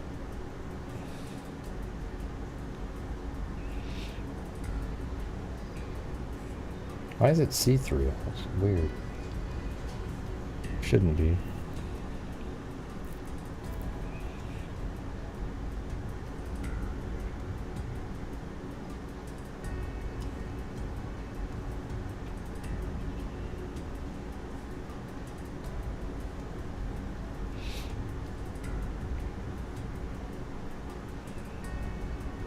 There it is.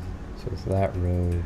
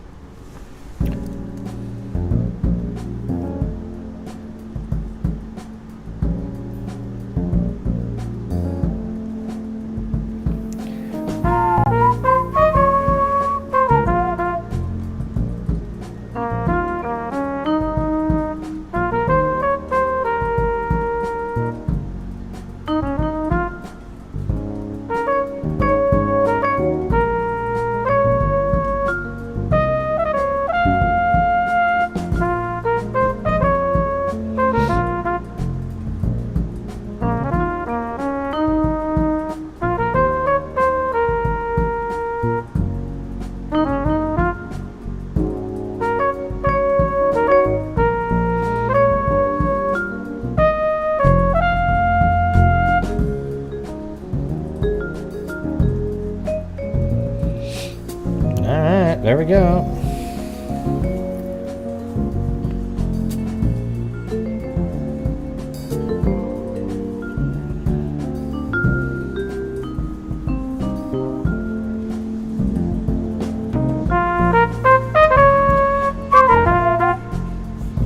Okay, is there any there was one more in the email.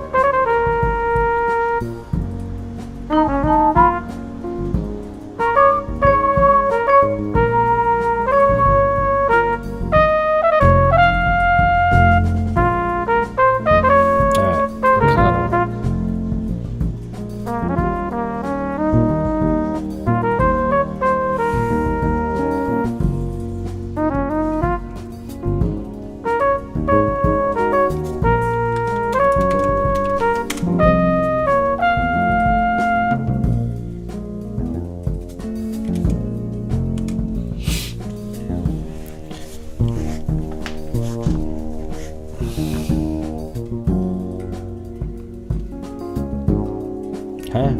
I'm just giving the 4 that you gave me. I'm not sure what you're talking about. I'm just doing the 4 that you gave me.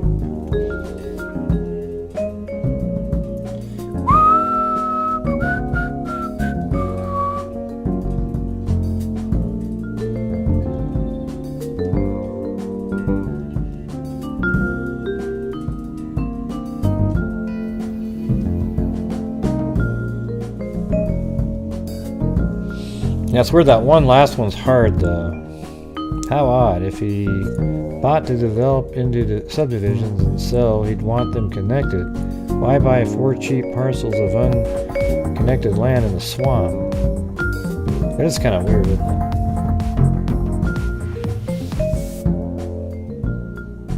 Howard, if he bought to develop into subdivisions and sell, he'd want them connected. Why buy 4 cheap parcels of unconnected land in a swamp? Seems to need to have bodies hidden there. What is row you're talking about?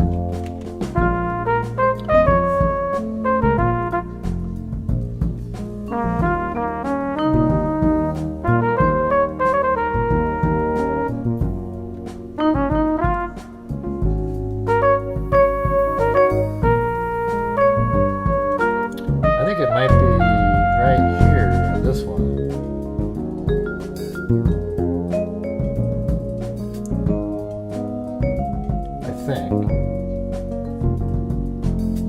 Like it fits right in here. It's kind of the smaller one.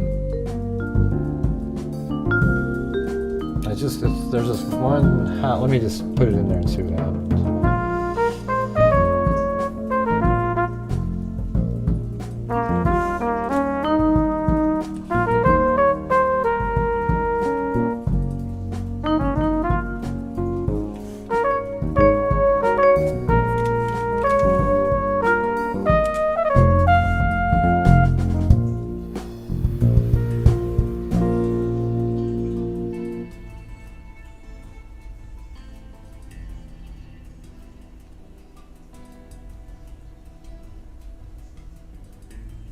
Maybe it's like that.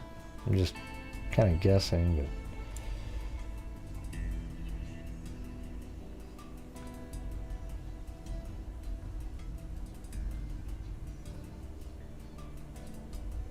so maybe these ones are connected here. Doesn't that seem right, you guys? That little house there, just it's hard to tell though. I don't know.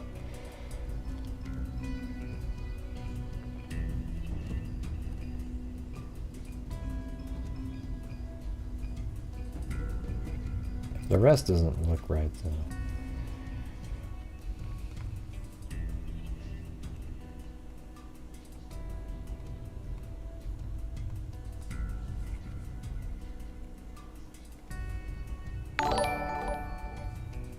Yeah, so that makes sense. There you go, like that.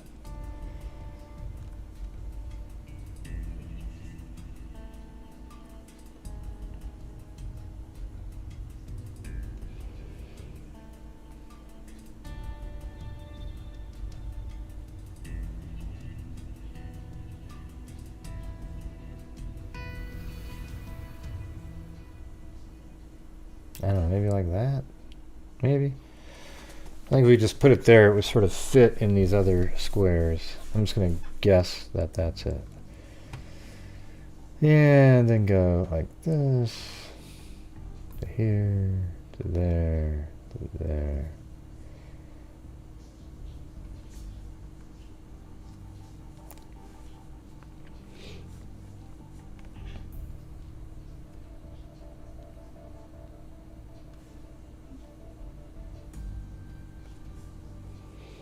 So there you go. What about that? Does that sound good? Probably good right there? Those are his parcels. And now we have those forever sitting here. See that?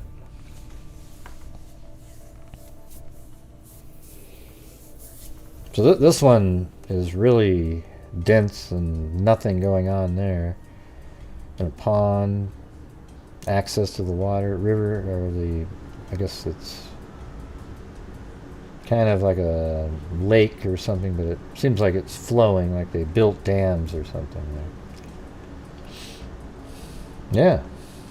What do you guys think? So now we got that in there though, at least. So that's cool.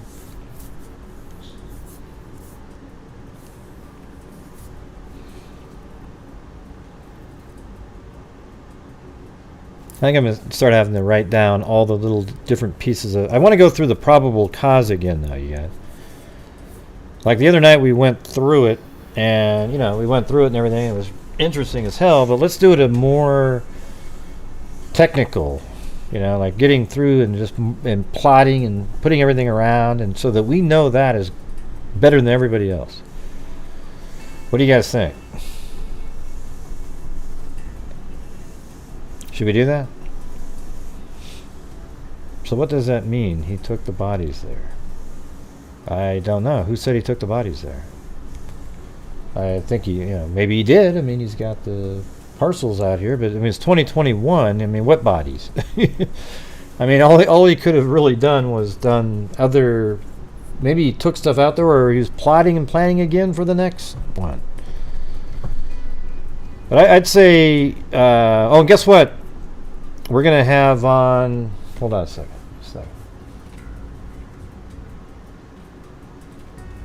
Did he ever send me the email? I don't think he ever sent it.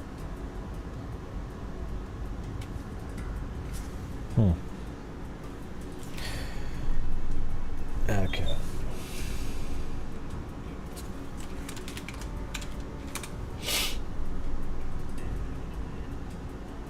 Yeah. So you guys remember the Deanne Warner case that we covered first a long time ago? I got it. Greg Hardy got a hold of me. The older brother that was out there, and he's got a PowerPoint that he's working on. And he was going to come on Sunday night and go over the whole thing again. And that case right there is exactly like so many of these other ones. Domestic issue, death, cover up, all that kind of stuff. Yeah. But he was supposed to send me a PowerPoint, but I never got it. So I'm going to have to send him a text message on that.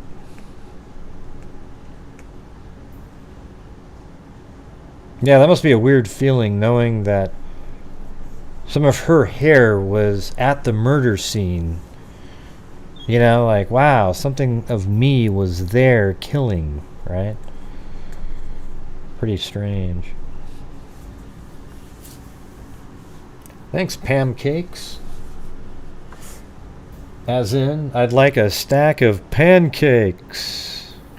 Get it?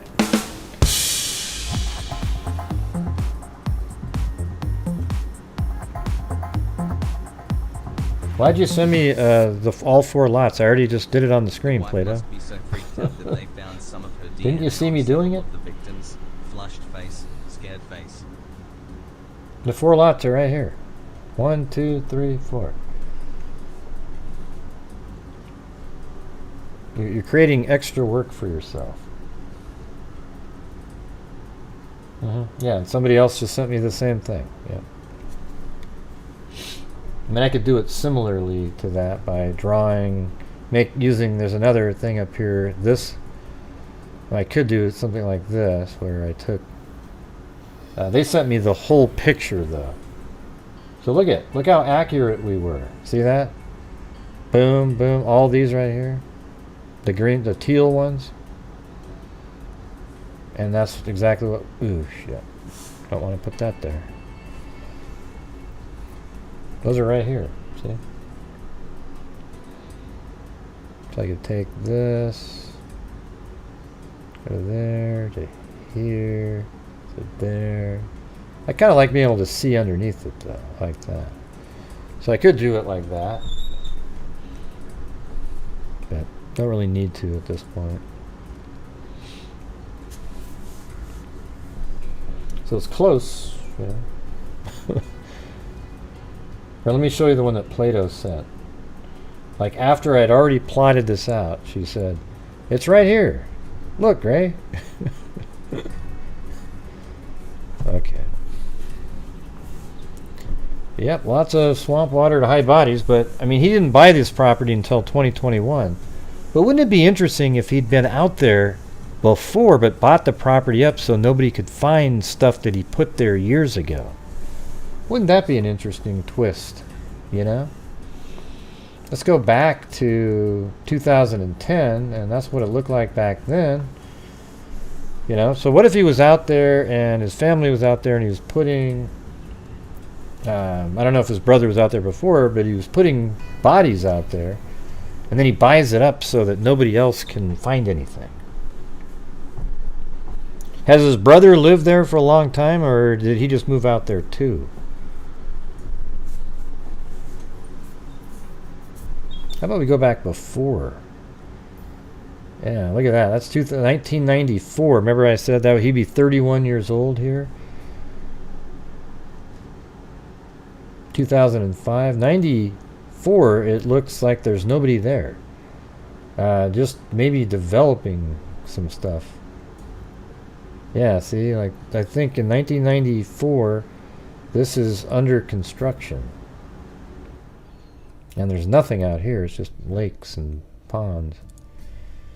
And then 2004, 5, there's already stuff there and pretty much stays the same after that. Oh, I don't know where his brother was. I'm just saying, here's some plots of land, and he's buying up this property. And here's another thing, too. He could just be buying the property because he wanted to buy property. It doesn't have to be connected to his serial killing, does it? But anyways, I think that's all I got for you guys tonight. That's kind of fun though, digging around looking for things. I would like to try to find, I think even Google would work. If he was killing after 2005, let's say, he was obviously, so let's say 2005 to 2007 missing prostitutes in specific areas, because it was just pure luck that anybody found. He didn't want people to find these bodies. I mean, nobody was ever going to look there.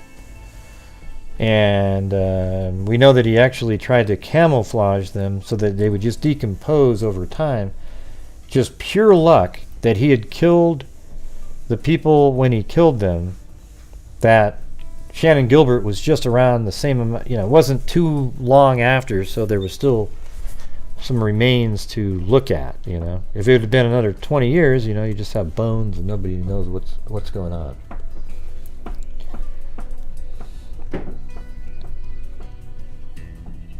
Well, I don't think he was in a cult.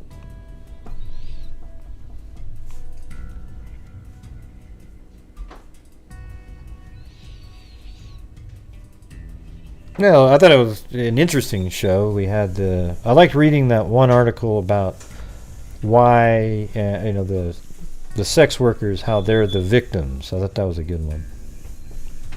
And then we got to see one of Identifier International's murder cases they just solved.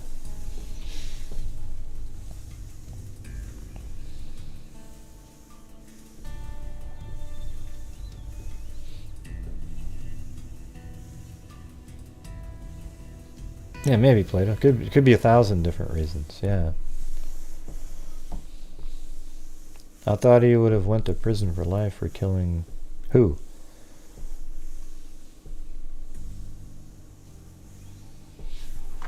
His brother killed a law enforcement officer?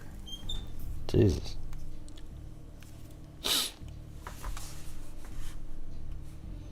Alright, you guys, thanks for meeting the goal tonight. Just barely snuck over it. And thank you to Dobby Smith, Ali79, Jeannie RN, Olivia. Jeannie RN became a new member. Olivia, Allie Cake, Cheryl, Kathy Friedmaker, Charisma, Jay Tharp, Donna G, Robin Barado. Hit that like button, you guys. And also, subscribe if you haven't subscribed yet. We're one of the few true crime YouTube channels that actually makes a difference. Isn't that weird?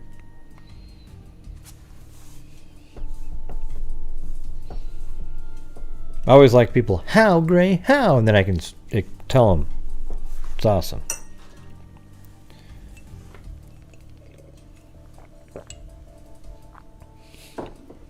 So, Rex's brother killed a cop? Man. That's crazy. Good night, Lillian.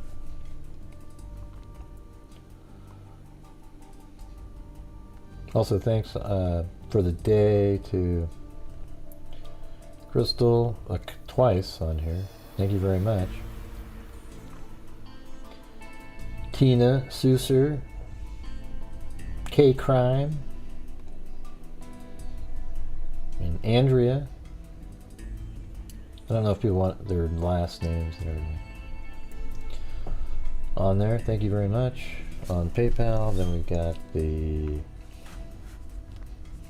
Donnie G, Robin Bardo, Jazzy World, Doohickey, Simple Life Days, Web Weaver, Danielle, Robin Barado, The Incredible Hulk, Zozo, Jim Wan, Simple Life Days, Eugenie, Cat Kathy, Great Dane Mom, Kristen Ray, WNC Granny,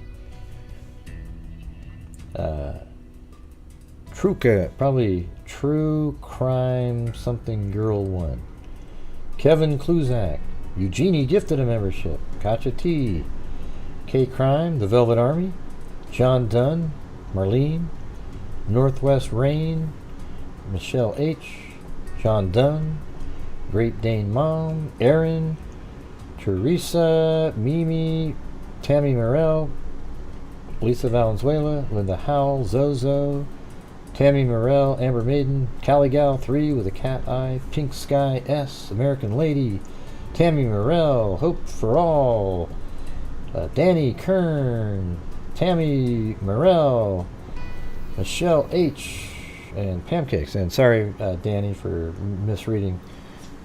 Now that when you think back, it would have been funny if I knew it was a joke. Yeah. Let's see. What was the next thing I was going to... Oh, yeah. How about I'll give some memberships away myself. Why not, right? Here we go. Who's available? Who's out there for memberships? Let's see. Who's out there for...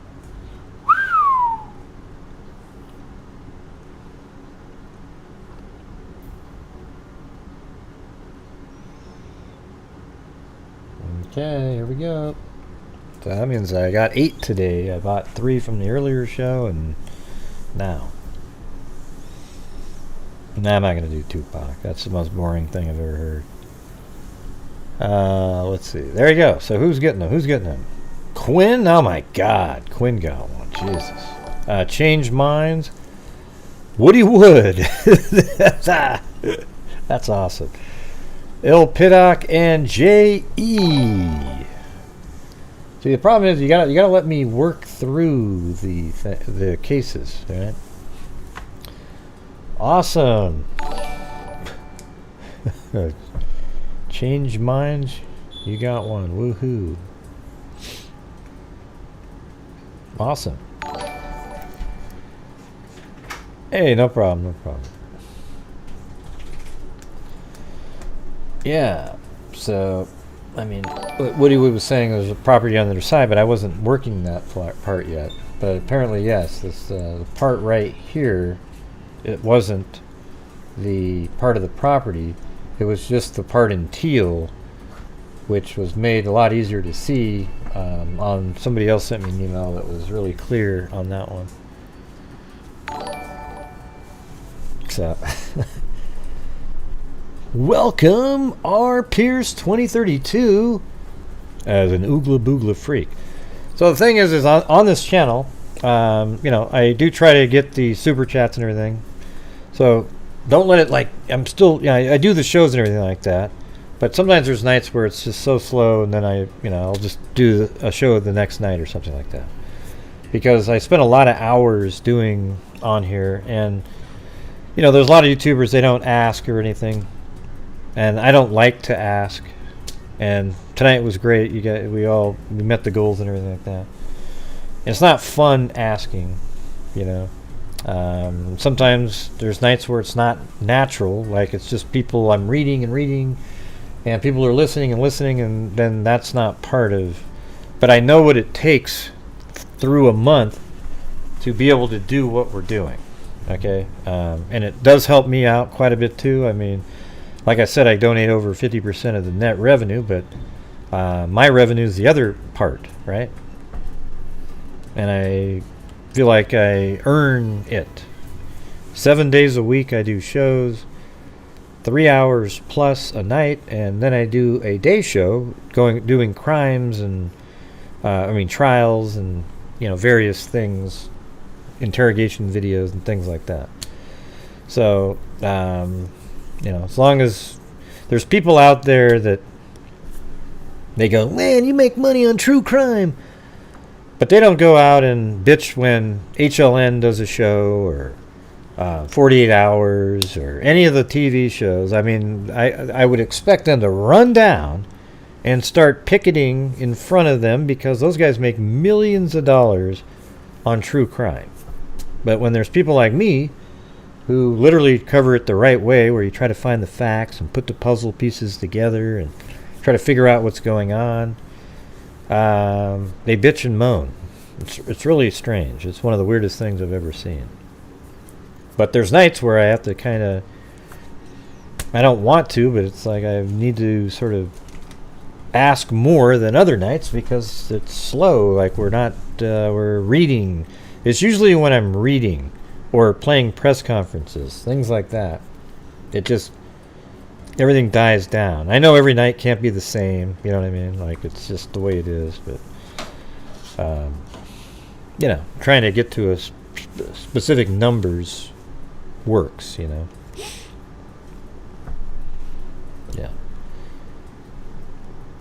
Yeah, people don't have a clue, Lori.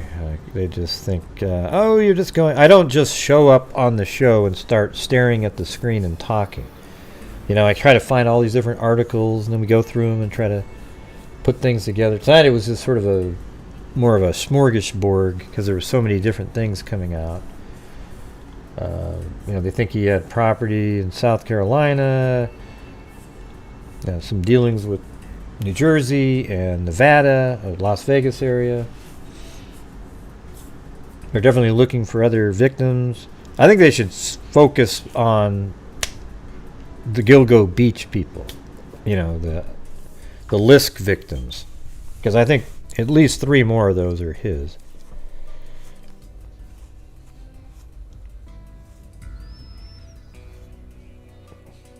So I hope it doesn't bother you when I try to go, hey guys, we're just a little slow tonight. I don't have any way to do it. I don't have any trickery. Like, I don't have a game. I mean, I could throw myself in prison or something like that. Yeah, I hope he is talking.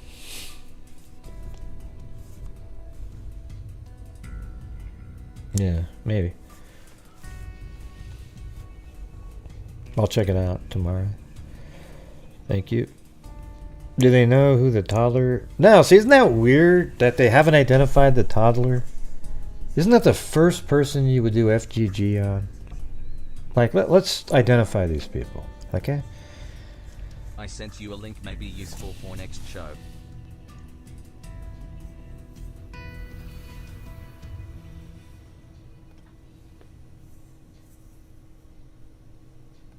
Let's see. I think I might have... Okay. Yeah, well, tomorrow I think we're going to go over this guy again, I would imagine. So I think tomorrow we should do this too. And what's weird is the mother of the toddler is out there also. I mean, apparently he had like kind of similar jewelry and.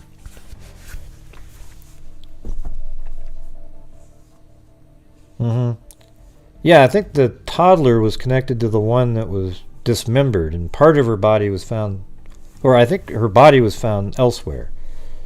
Yeah, like Manorville, something like that. Maybe we should look at that document again. I think Peaches. Heck, I can't remember which one that was. I thought Peaches was the one. One of the ones that they've identified. Let's see, hold on.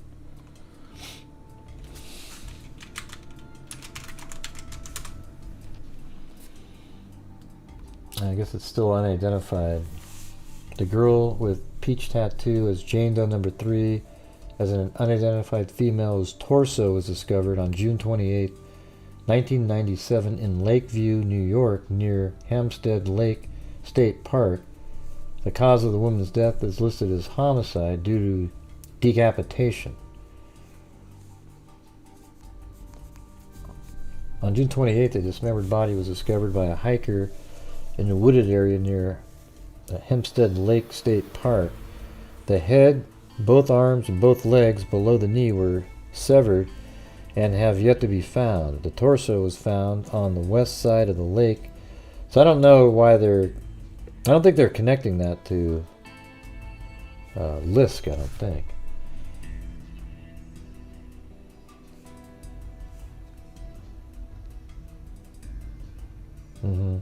Yeah. I don't think that one's connected.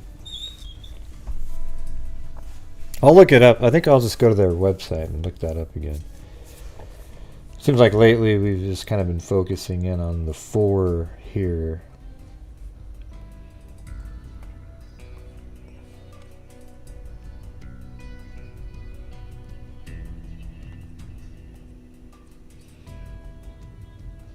But yes.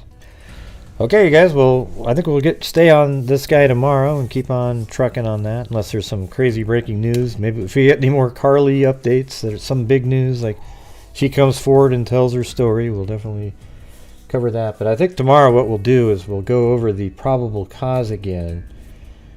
Have this up on the screen and start plotting all the stuff down, all the different mapping things that they had on the screen, because it was really damning. Like just going over it the first time, it was like they've got this guy nailed, you know.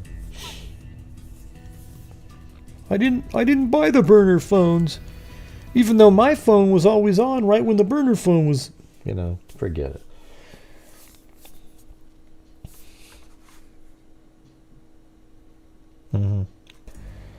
Okay, everybody, thank you guys very much for being here tonight. We will see you tomorrow. If you want to watch the trial, we're still, let's see, the guy's name isn't ingrained in my soul yet, so hold on a second. It is in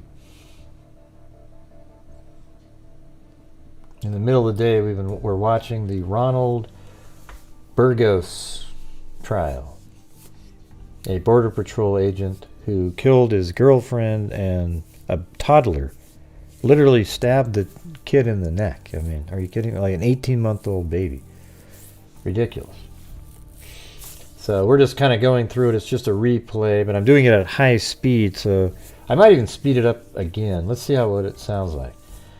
And I cut out all of the sidebars or any length of time of missing, and then I get rid of the...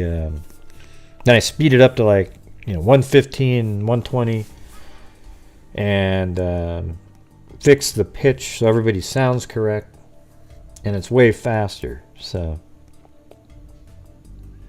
that's what I'll be doing right now. I'll be making tomorrow's show. All right, so thank you guys very much. We will see you tomorrow, and as I always say, everybody, until next time, be safe out there. Thank you all for your generosity. I really appreciate it, and allowing us to do all the amazing things that we do.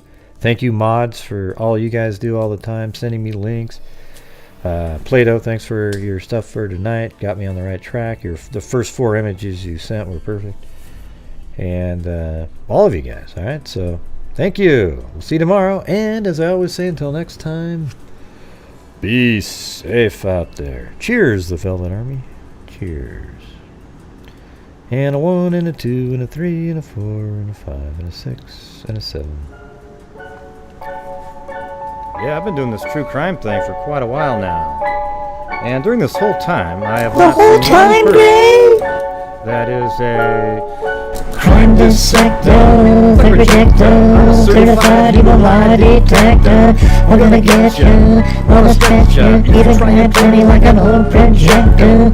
Crime sector is my nectar. Professor Gregel's gonna give another lecture. Crime collector, freak connector, and I'm always gonna be a collector. Fool deflector, interceptor, neater than a speckle with a vector on his specter. With all respect, John, just remember I've a temper fucking check, John. I have no agenda, I'm a pretender, and I'll sell it to you straight without a blender. And in the end, I'm gonna send you on a mission to reveal the true offender. Yeah, so I'll just get right back to work. All right, everybody? Good night, everybody. Gee. Good night, Mary Lou. And good night, everybody else, too. All right, so see you tomorrow. Bye. Hey, that was so pleasant of you, Mary Lou. Not the long, crazy answers that you always do. You know how we go back and forth. What do you mean, Gray? Gee, I just wanted to go to sleep. Oh, I'm sorry I brought it up. I was just trying to compliment you. Oh, it didn't sound like one. Good night, everybody. Jesus. All right, see you guys later.